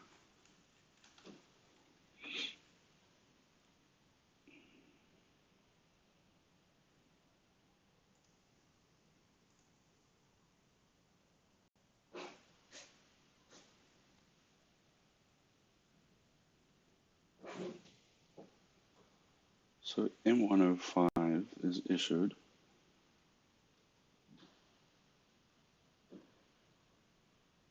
If we issue M105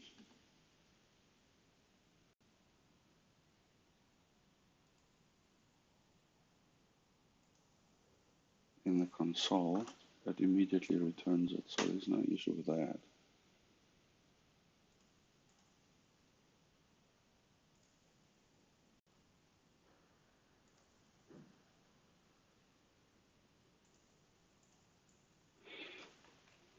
Hmm.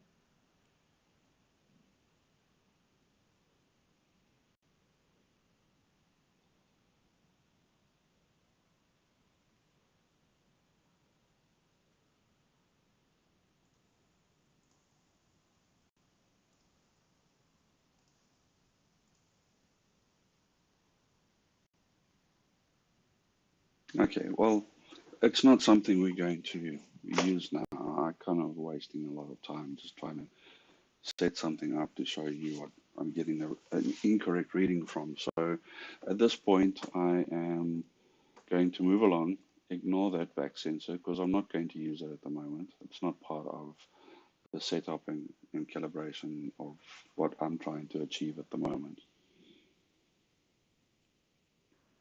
So these suggestions for now, I am just going to dismiss, and we're going to move along to the next step.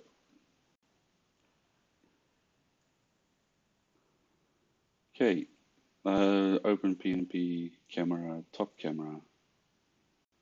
It's recommended to suspend the camera during machine tasks. Okay, I understand that they want us to suspend it, but at this stage, again, for the purpose what I'm doing at the moment, I'm going to keep them on. So I'm going to take that and dismiss it. If there's any reason why I should definitely suspend the cameras and it's going to cause an issue, I would love to hear about it in the comments so that we can correct it.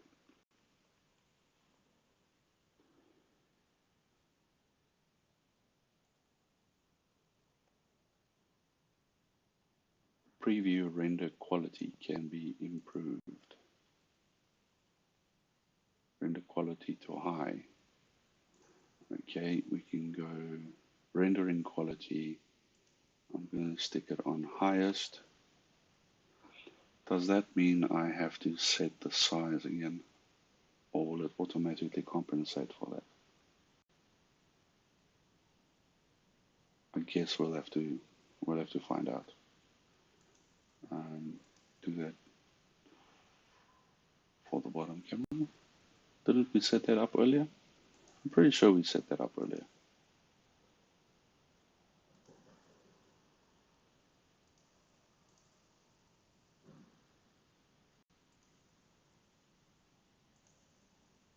Clearly not.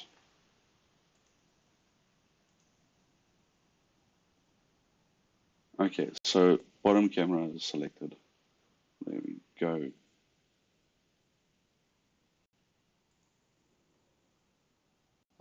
Position will set as soon as we get the motion going. I think we should have motion at the moment. Let's give that a try. Go. Woohoo! We got movement.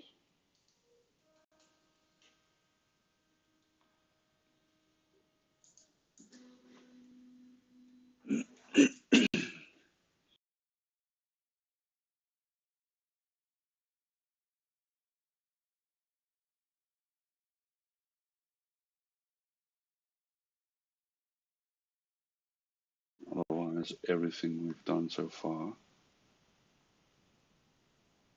is going to be totally messed up.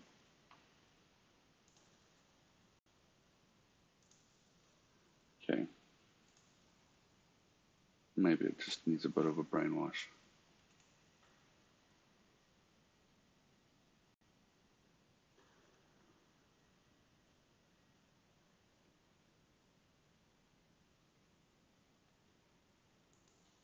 There we go. All of those are working again. Great. Let's connect to the machine.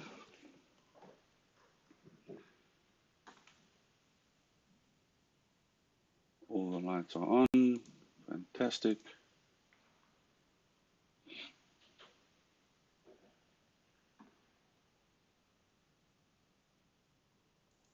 Okay.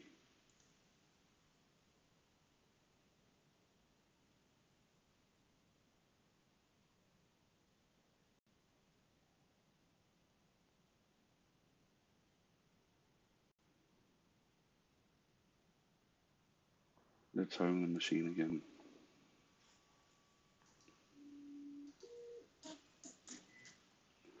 Beautiful. Motion we have. Okay. Camera units per pixel has not been calibrated. Great. We'll get to that. Either flip X or Y, but not both, in the camera's image transforms.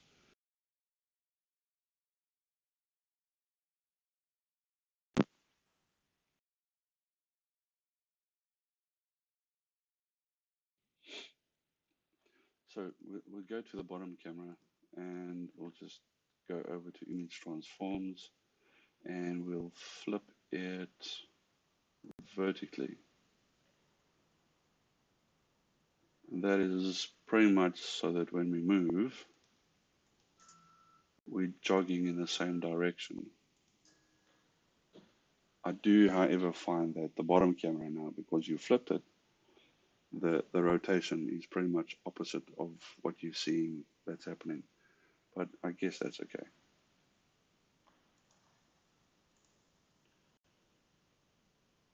Okay, we've done that.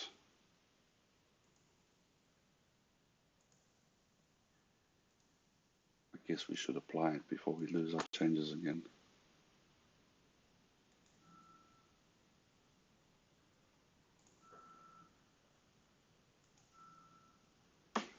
There we go.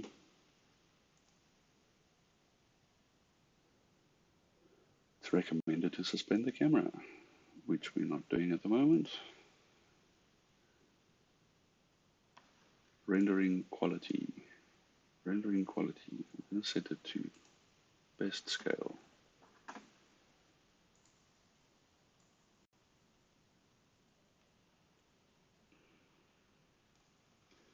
Okay, so another thing is to set up your crosshairs and measurement stuff on here. You can go and set it to like ruler. It'll give you that view. Otherwise, you change it to just crosshair. Or if you want to go use this thing called fiducial, and then if you zoom in, it's got this little circle there as well. And I guess you can go and specify the colors that you want and the size and all those things and whatever you want in there. For the top one, I'm just going to play with the ruler. For the bottom one, I'm just going to use the crosshair. Is there anything else? No, there's nothing else I really want to set there for now. Okay, units per pixel. Now, I don't know what's going to be the easiest to do the units per pixel for this thing.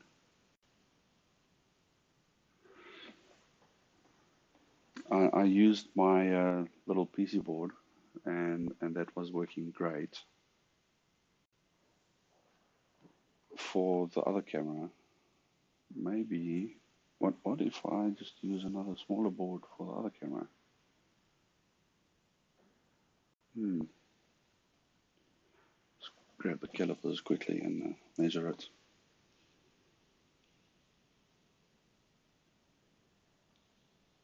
.5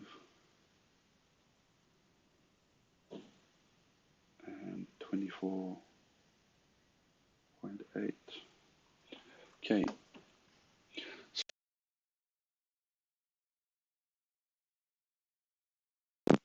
So if I go over to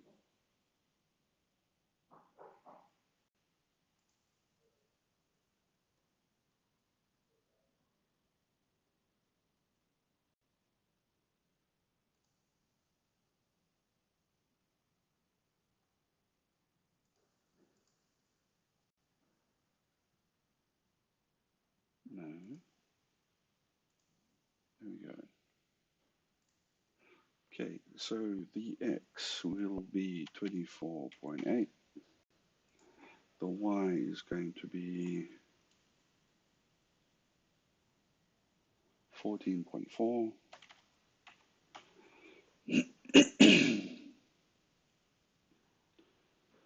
I'm going to just pull that nozzle off there quickly and then stick this on there.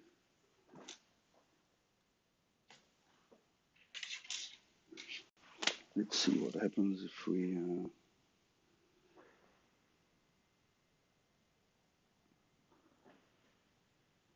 stick some tape on it. I had it here like a second ago, and now it's all missing. There it is.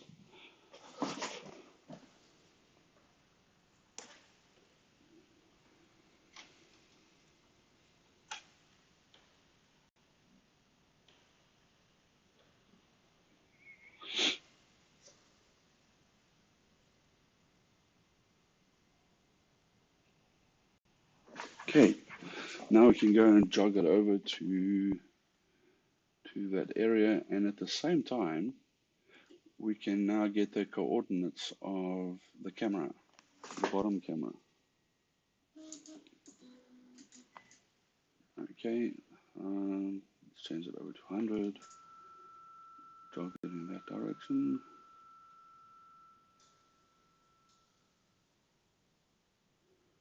Maybe a little bit more, and then jog it over to the camera.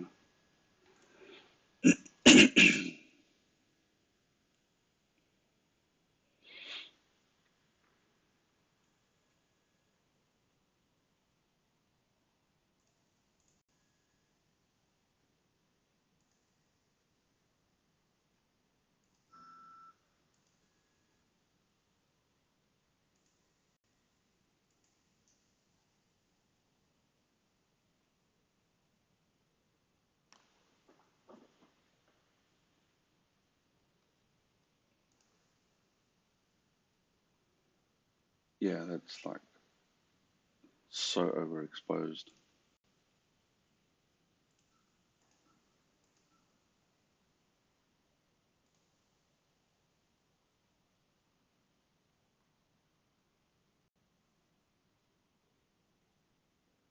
What the hell is it doing?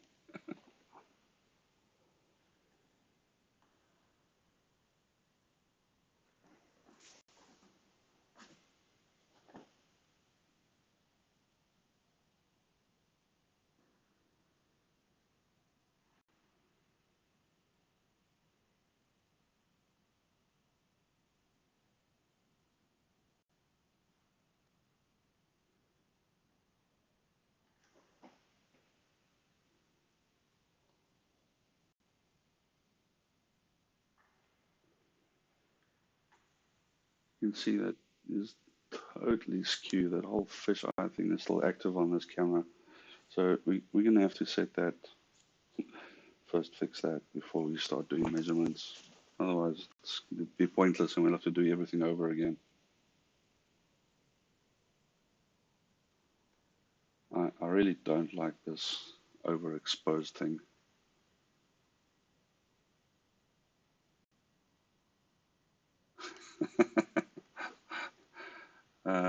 No, no, it's not yet time to start throwing things.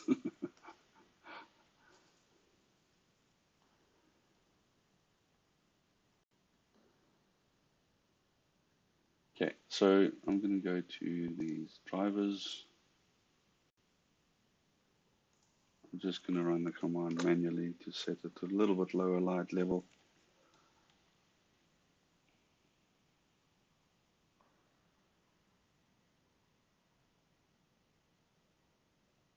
Yeah, I'm going to do that eventually, but for now I'm just going to run manually.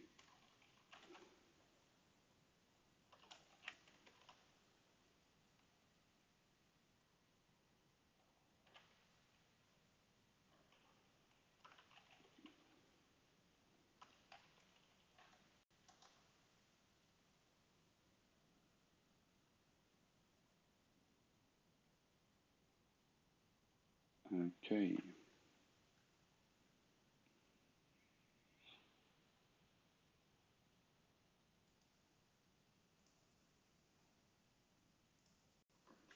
maybe even 80.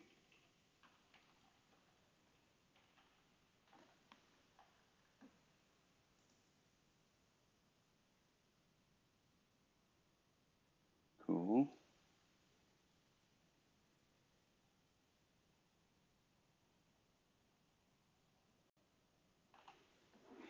Now, I'm finding this difficult to do because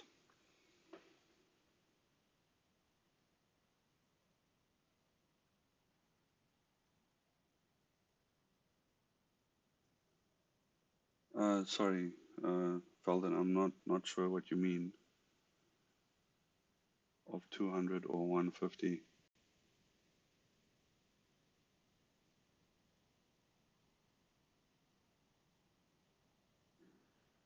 The R, B, and U, if you pretty much set them to the same light level, it will give you a white. If you offset them, it will give you a different color.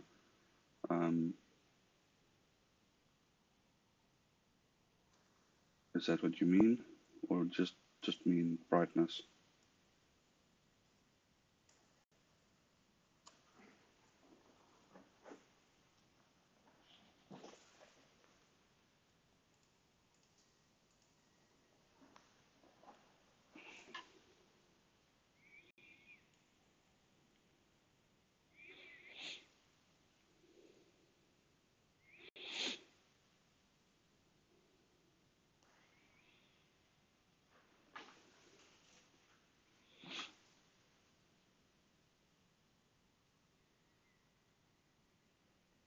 Oh, okay.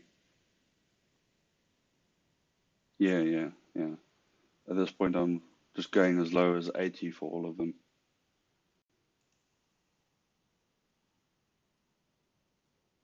I might even switch the light off for this.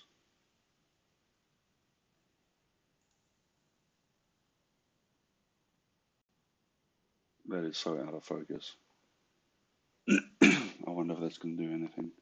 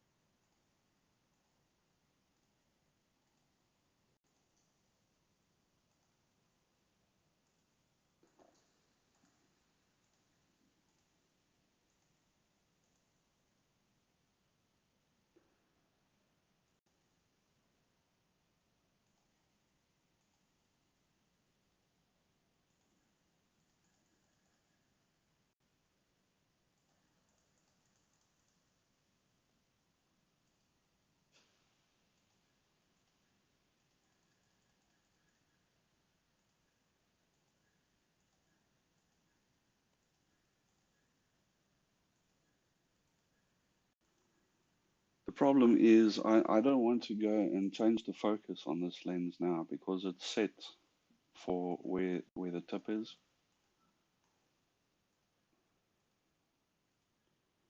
And this thing I stuck on there when I took the nozzle off is pretty much sitting at a different angle or at a different height.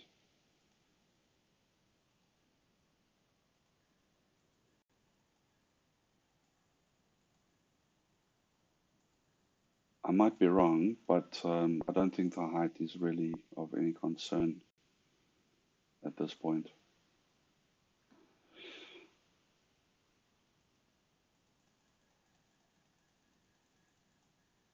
Man, it looks almost like an anti-fish eye at the moment.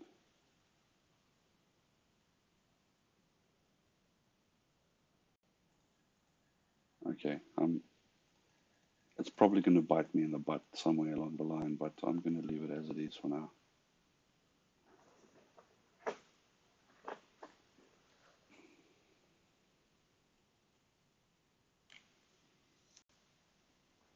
Okay, so let's get that light back on.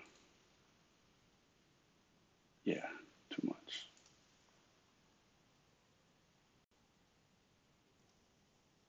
Way too much for now. M150 S0 R60 U60 and blue 60. Ah, here we go.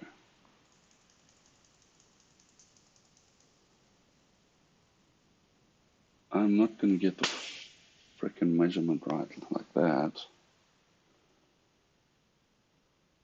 That's not going to work for me.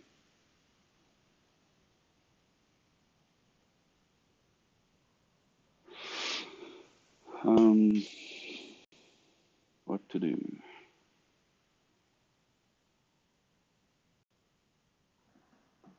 Going to have to make a different plan.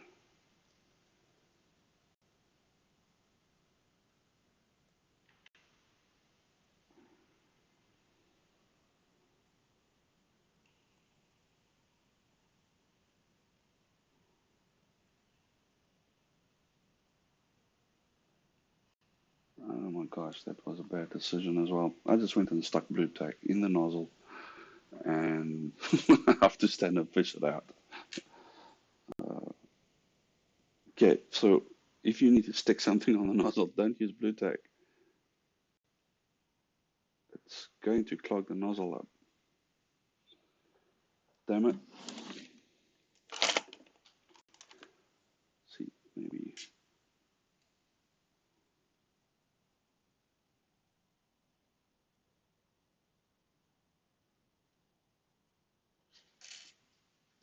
That's no good. I'm gonna have to pull that out. What a dumbass. I can't believe I did that. Anyway. I guess live and learn, eh?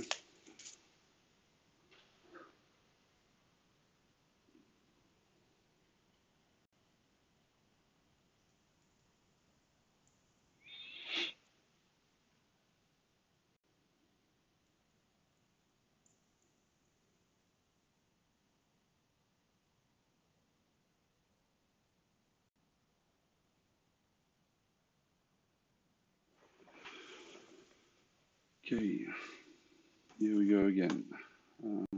Let's just lift that up a bit so we can do something with it.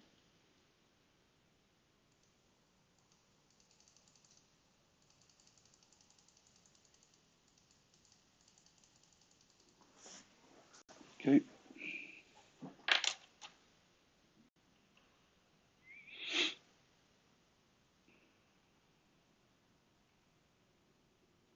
No, this is not the recommended way of working with your nozzles, but hey, if someone comes up with a better idea, please feel free to tell me.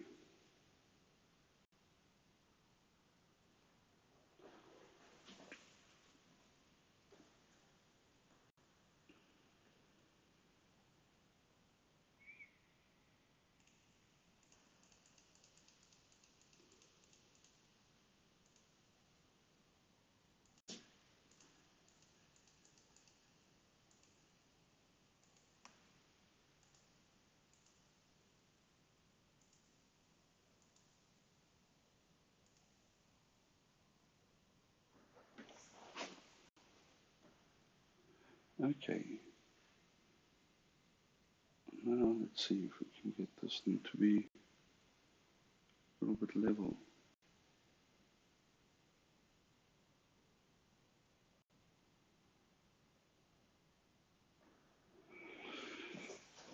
Okay, let's have a look at what that, no, it's not that one. Camera, and of course it's going to not be the right size again because it's not saved. Damn it.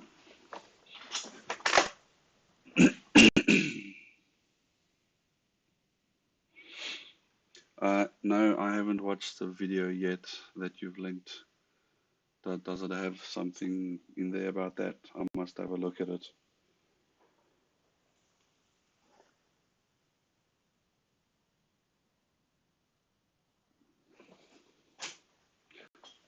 grab these calipers quickly.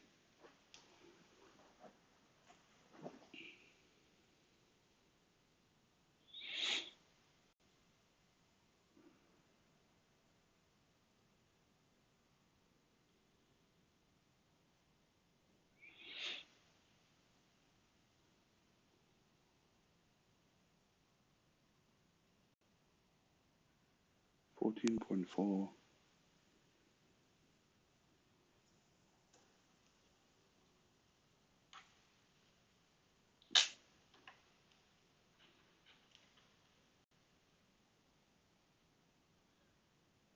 And 24.8.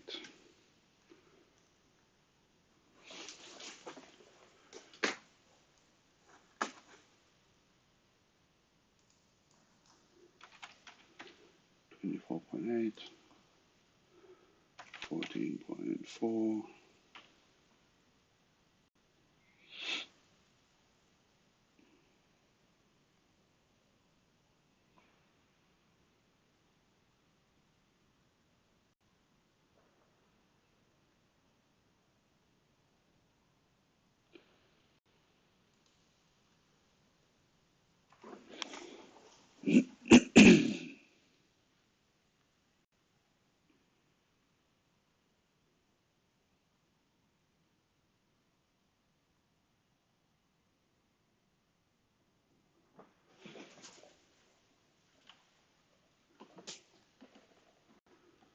So the video that you've linked, does that have anything to do with what I'm trying to achieve at this moment? Because then I might just drag it into the stream and just play it from there.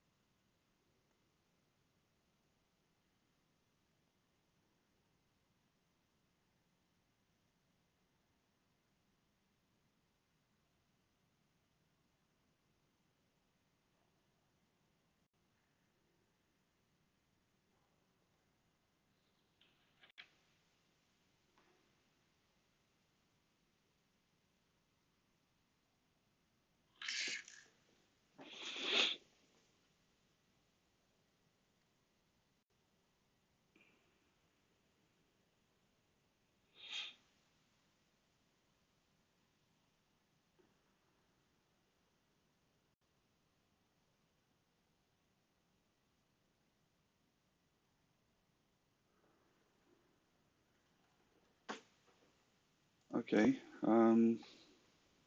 Yeah, let's.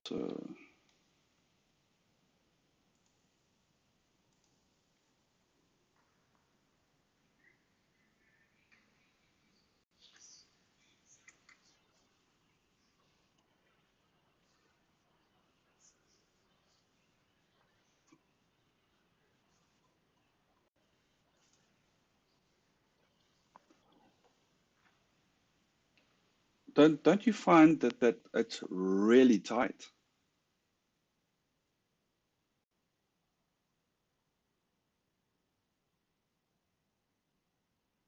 I kind of feel that the brass nozzles on these nozzles that we're using, same as in the video that you sent now, it's a really tight fit. Yeah, it's the same nozzle I have, and it seems just overly tight. I I get that we are trying to have a nice seal for the vacuum, but um, yeah, with our setup and the machine types that we have, with the rollers that we have, I kind of feel like it's going to twist the head when you're trying to insert it. and when you're trying to pull it out, it's going to put some force on that, and I'm not sure how it's going to. Anyway, so I haven't crossed that bridge yet.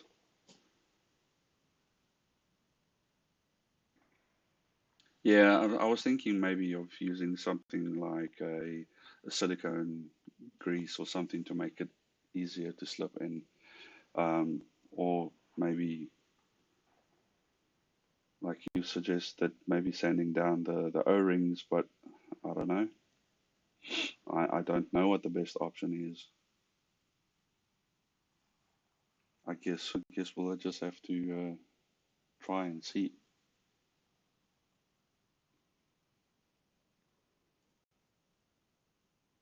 Okay, this is not going to be the best for setting the accuracy for this thing at the bottom. I'm gonna have to find a different way to do that. Maybe 3D print something with a set size so that you can stick it on the nozzle and it can stick it in front of the camera and you can calibrate it. But this is not working for me. I'm going to use that. It's probably going to screw up something else along the line, but let's just go with that for now, since we're in exploring mode.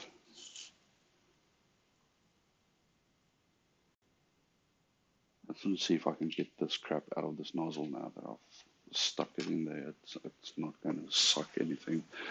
Turn the actuator on and see if it actually does.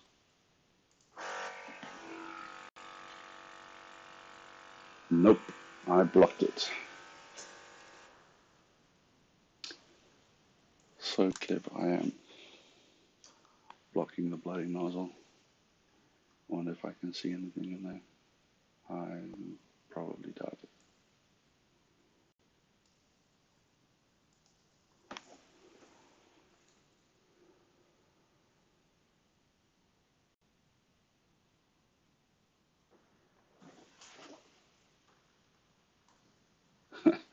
No. Okay. Well, we're going to have to clear that first. Otherwise, it's not going to work. Let's see if I can pull that nozzle off there quickly.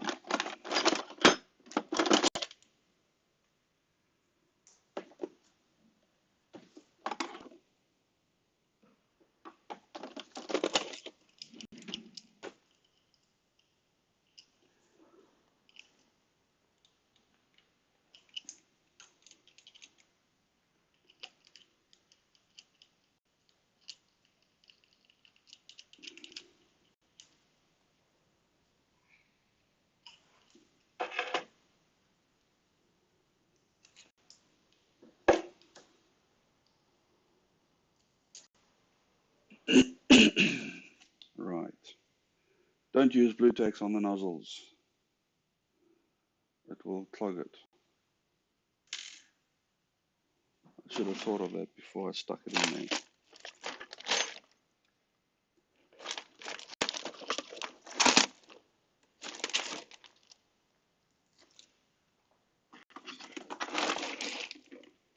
I was hoping that Allen key would be small enough to get in there and get it out, but clearly it's not.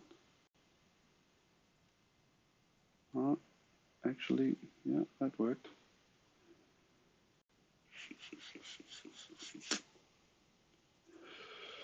Okay, let's not do that again. Okay, so I'm guessing we're going to go and 3D print something that will stick on here. That's going to be exactly the same height as the nozzles, so that we can do the calibration properly. I think that would have been the clever thing to do.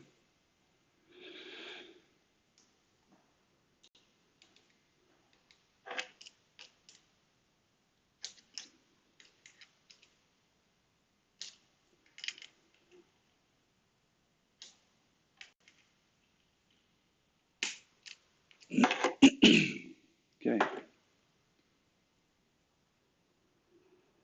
Stick that back on there. Stick the nozzle back on. There we go. back in business. Okay, jog.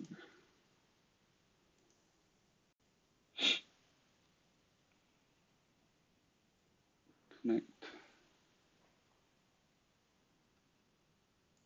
Let's home the machine quickly, and then I totally forgot where we were. So busy clearing nozzles and doing other things.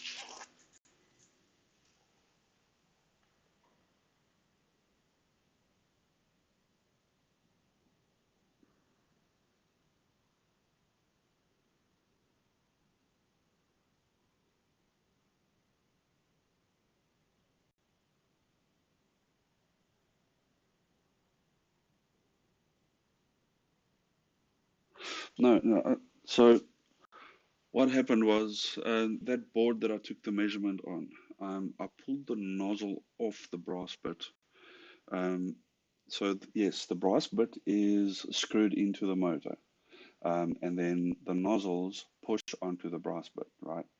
So I was trying to get um, a measurement of something that I can easily measure on screen as well.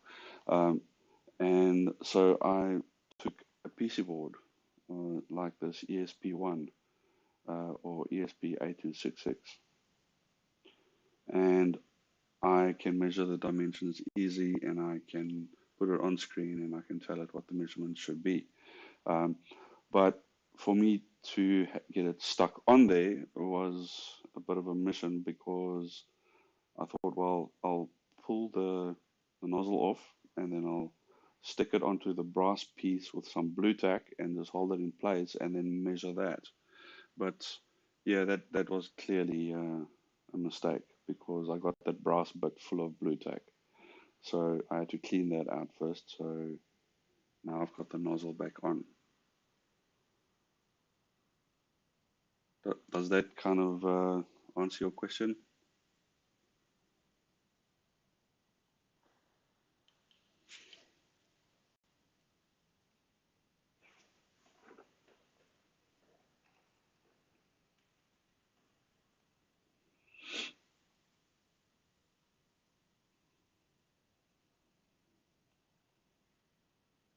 Okay,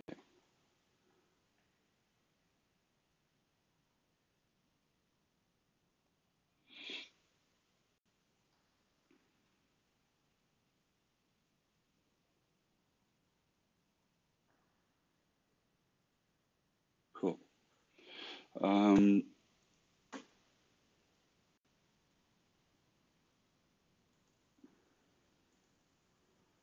that's done. Another milestone has been completed.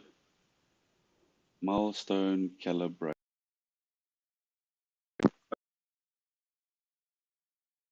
Here is my opinion.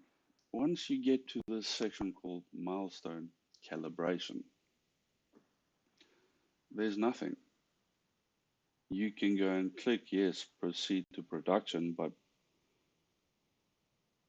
in my opinion, if things aren't calibrated, and if OpenPnP can tell you that things are not calibrated, then they should be on this list.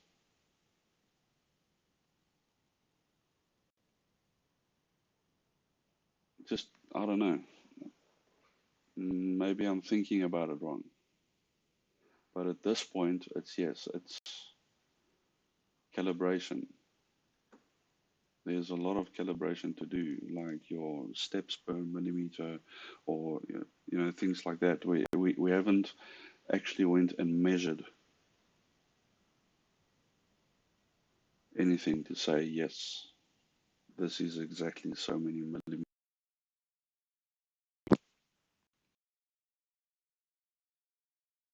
Things like backlash compensation. I guess there's no ways for them to really know, well, this is the issue that you have. You have to go and inspect it with a camera and so on, which I guess is just one of those things.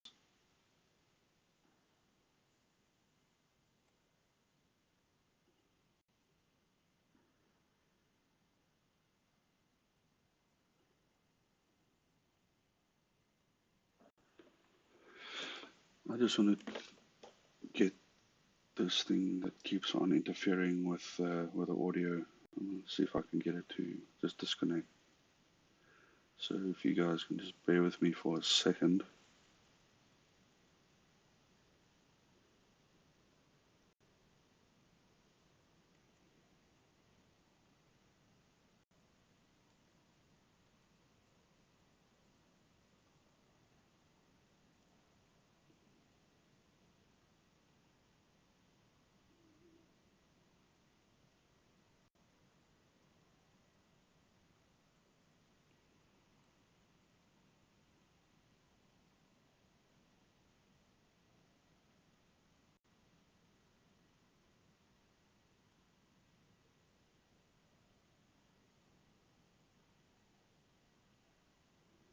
Um, I don't think it's just a screw driving thing. If you have a look at what the description on the Backlash is, even if it's gear driven, it's pretty much that little bit of gap that's between the one gear and the other gear. In a screw case, it would be this between the screw and the nut that goes on it. There's that little bit of play between the two. Um, that, and I think that would be your backlash compensation adjustment is for that little gap that's between there, that little bit of play. Now you've got that same bit of play between the the teeth on the belt that you're using with the teeth of the gear that you're using, especially if we're buying the cheap stuff from China and AliExpress and all the stuff you get from Amazon that comes from China anyway. Those things aren't very accurate, so that there is more play there as well. And I'm guessing it's also to do with the belt tension. I don't have additional belt tensioners on mine. I just really strapped it up by hand and tightened it down. It's not the right way to do it. But I think it's still one of those things that we can improve on the machine. But as for the said backlash, it's not. I don't think it's just uh, a screw drive thing. It's definitely gears has got that issue, belts have that issue, and screws have that issue too. At least with screws, you've got that backlash compensation spring and tensioner that you can physically mount on the screws. So that's at least one thing. I don't think there's anything that you can use for the belts, unless you just get high quality belt with high quality, you know, gears.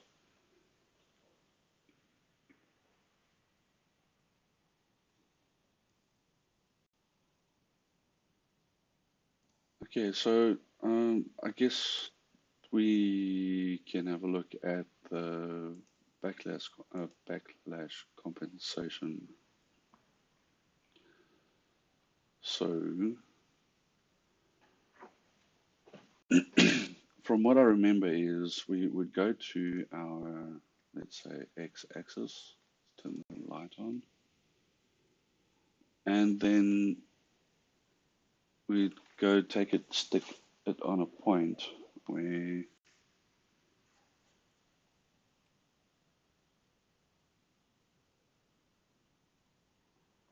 we want to make sure it's on.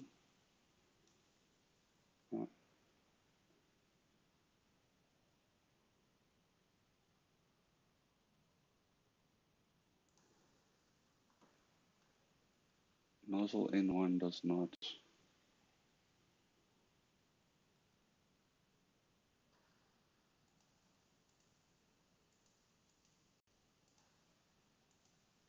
Okay, so here we go again. Remember earlier I said that you would click on something and it would do nothing, and it's usually the nozzles. Um, so yes, there we go.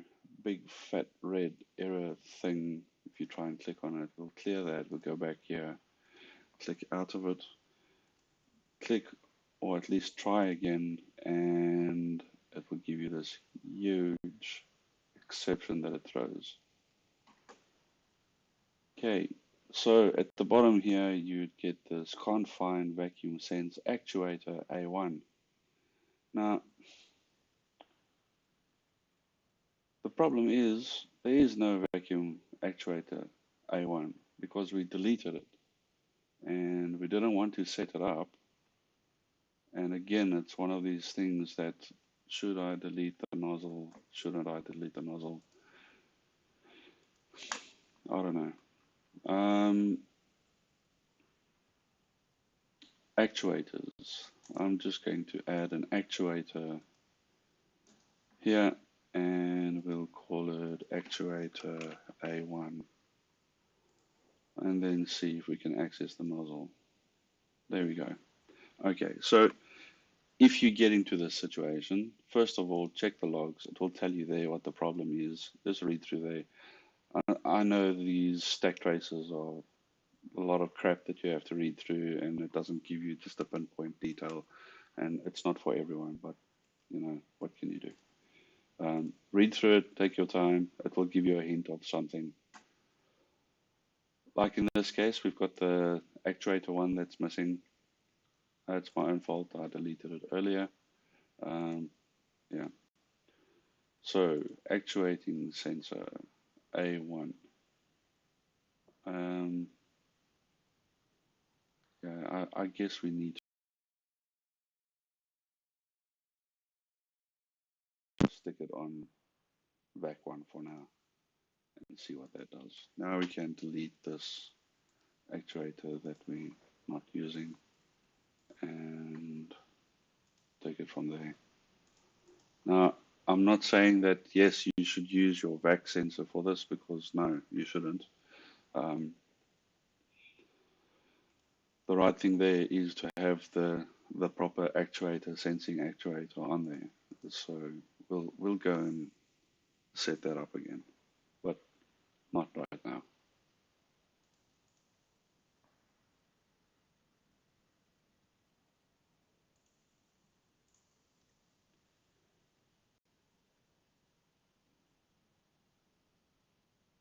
Right.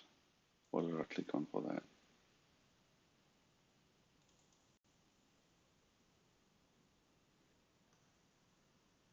That doesn't seem like that was even in view. Anyway. Okay. Nozzle N1 has no Z-axis with safe maps. Okay.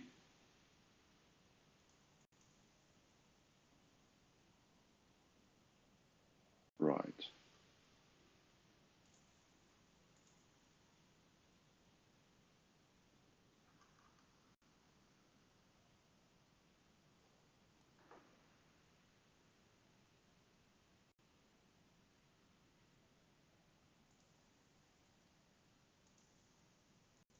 If we untick that, is it going to make any difference?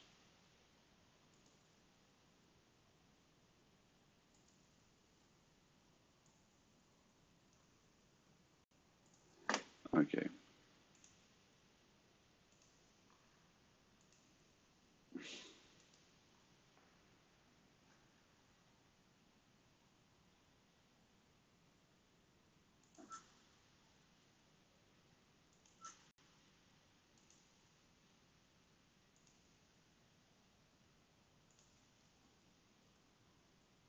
That was kind of not expected to switch to the other camera, but okay.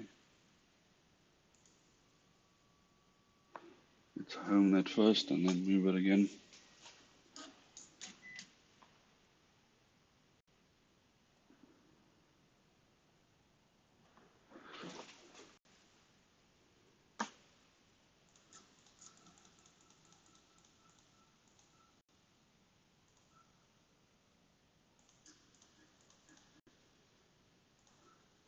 Now, I honestly don't want the bottom light to come on every time I move the axis, and I think that's got to do with this vision, position, maybe it's under actuators.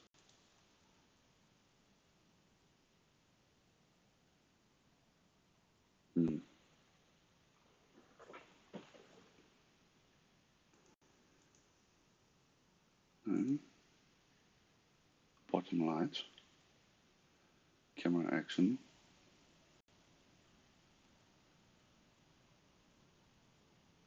Why would this be just be turning on the whole time?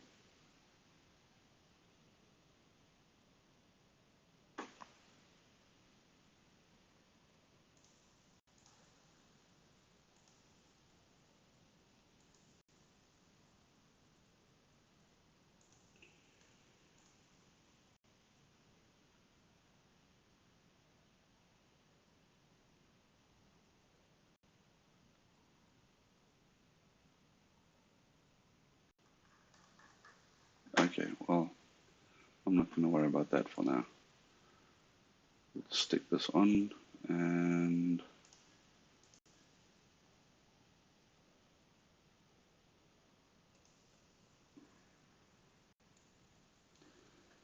yeah, like a dummy, I went and did that again.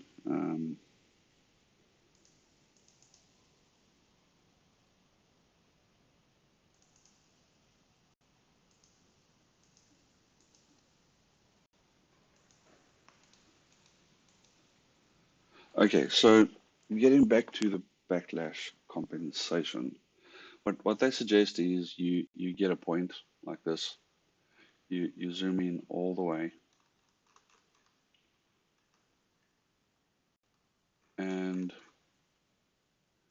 you set the distance in millimeters to this one. Now I'm going to do X first. So what we're going to do is we're going to change the backlash compensation from none to directional compensation. Going to leave it at 0 for a start, and then what we're going to do is you're going to once again just make sure that this distance is set to all the way at the bottom, 0.01, and you're going to click on this and you're going to wait until the camera moves. Once the camera moves, you go and count the clicks in the opposite direction to make sure that once the camera moves, once you're going in the opposite direction, you've counted the clicks and then -1. Then you take the 0.01 times it by the amount of clicks -1. So let's try that. There we go. We've got to move and go 1, 2, 3, 4, 5, 6, 7, 8, 9, 10, 11. That's 11. Okay.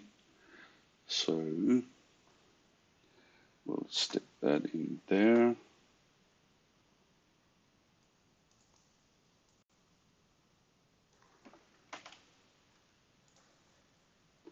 Click apply.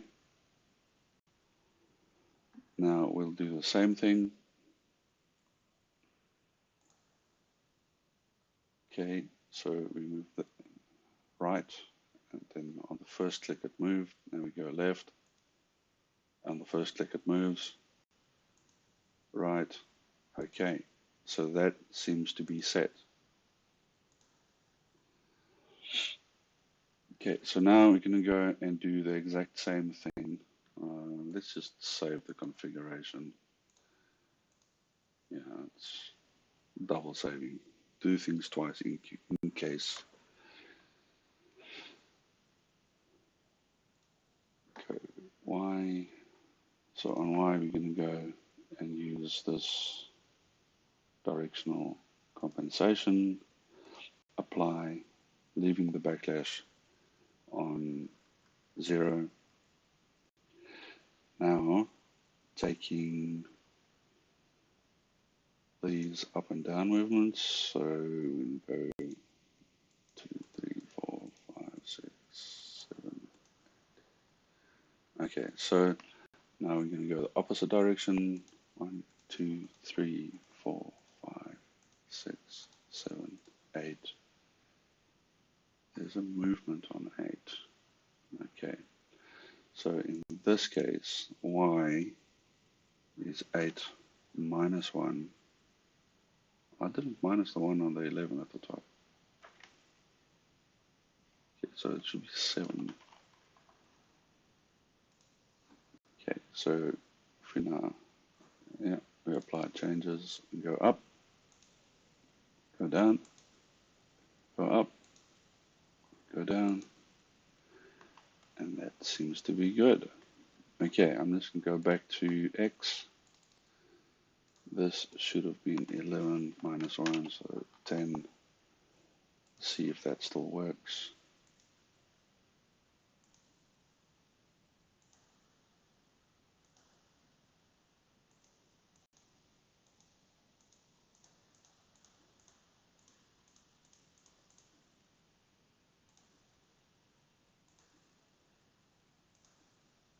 Yeah, that's still good.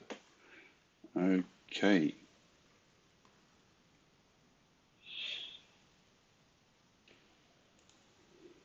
Save configuration. I don't know, sometimes it kind of feels like even if you save the configuration, you somehow lose the configuration. So yeah, it's unfortunately one of those things. It's probably just a bug somewhere. Okay, what to do next?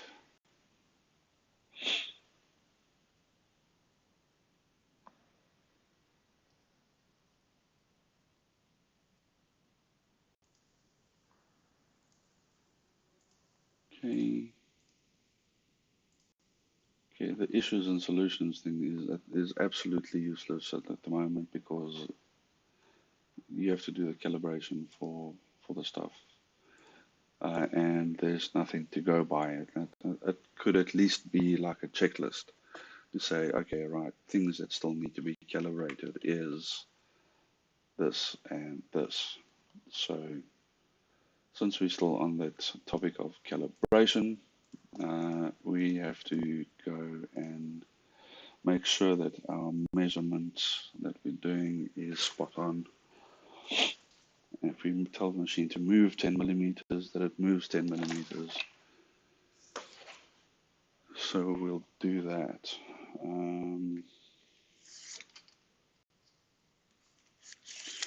I'll probably just get a piece of,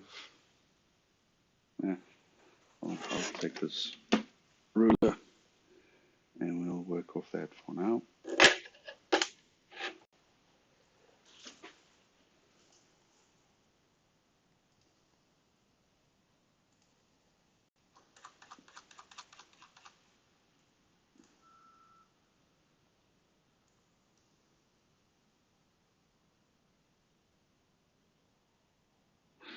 That is really annoying me.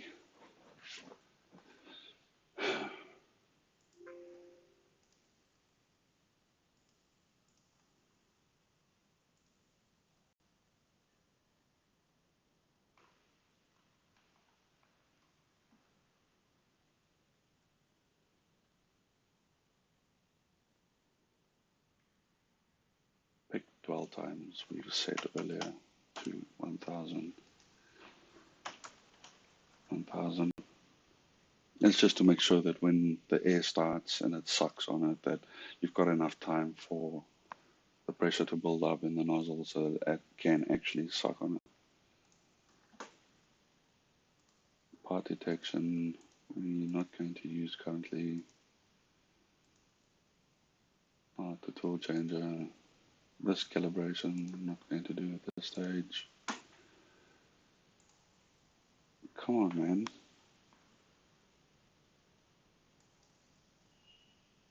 There is no Z axis with a safe zone mapped. Okay, Z, safe zone.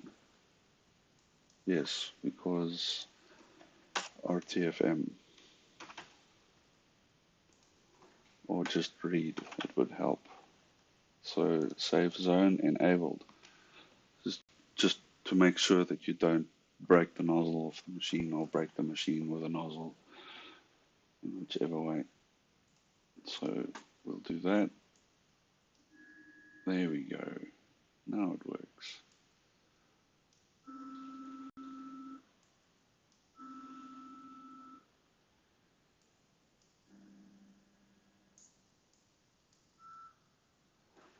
Okay, I guess we need to move that a little bit over.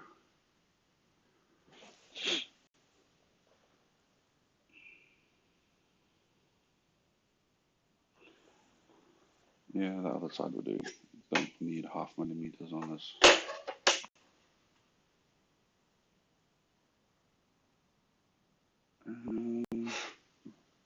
Probably start on 10 and work to 20.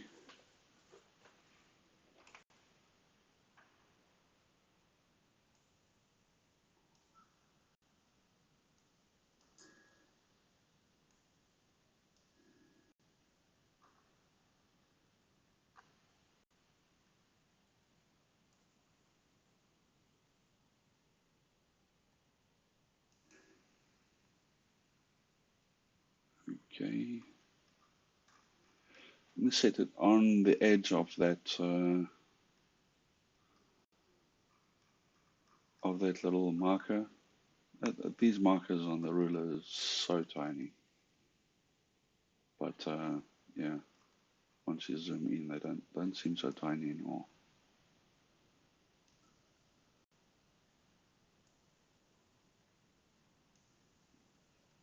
Oh, come off it! Really?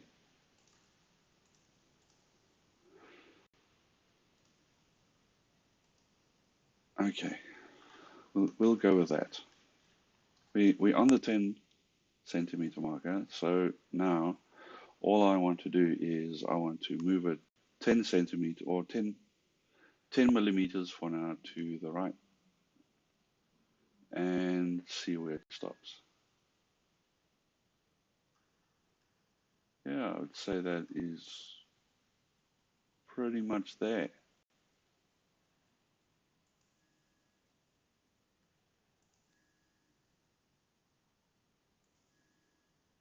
Okay, I'll move it 10 centimeters over and then see what that does.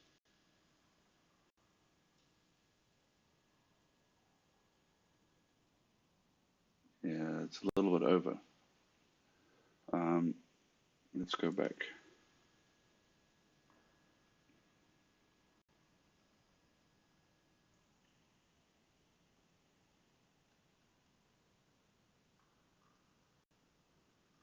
Yeah, so this, as you can see, is no longer on the original spot where it was. So it seems like there's still a small issue with that, with a backlash. So I'm just wondering, this thing that I've changed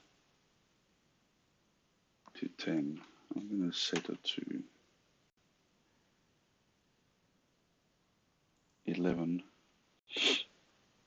and then just jog it over again and see when I move all the way there and back whether it's going to make any difference for me.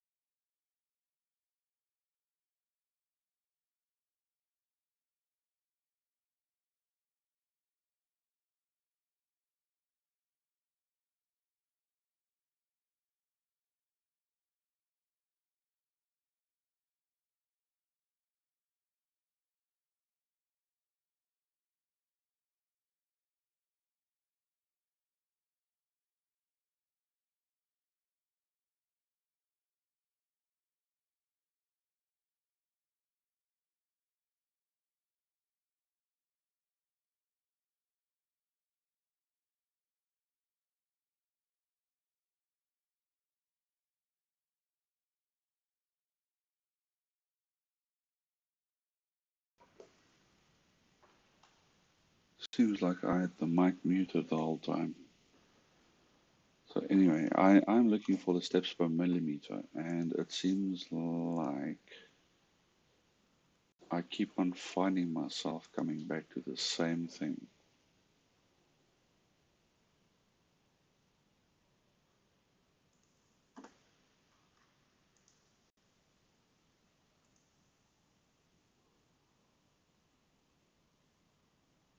So it's not on the axis itself. So if you were a steps per millimeter function, where would you be in OpenPnP?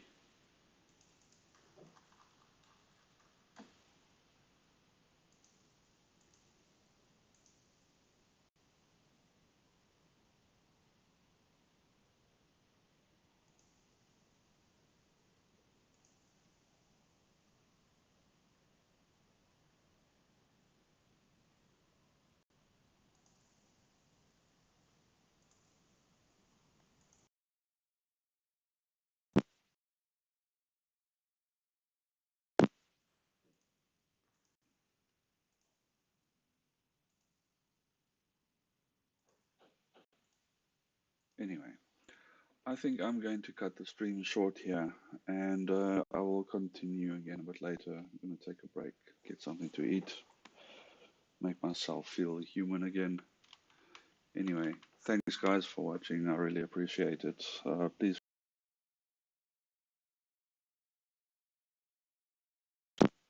Please feel free to leave any comments below.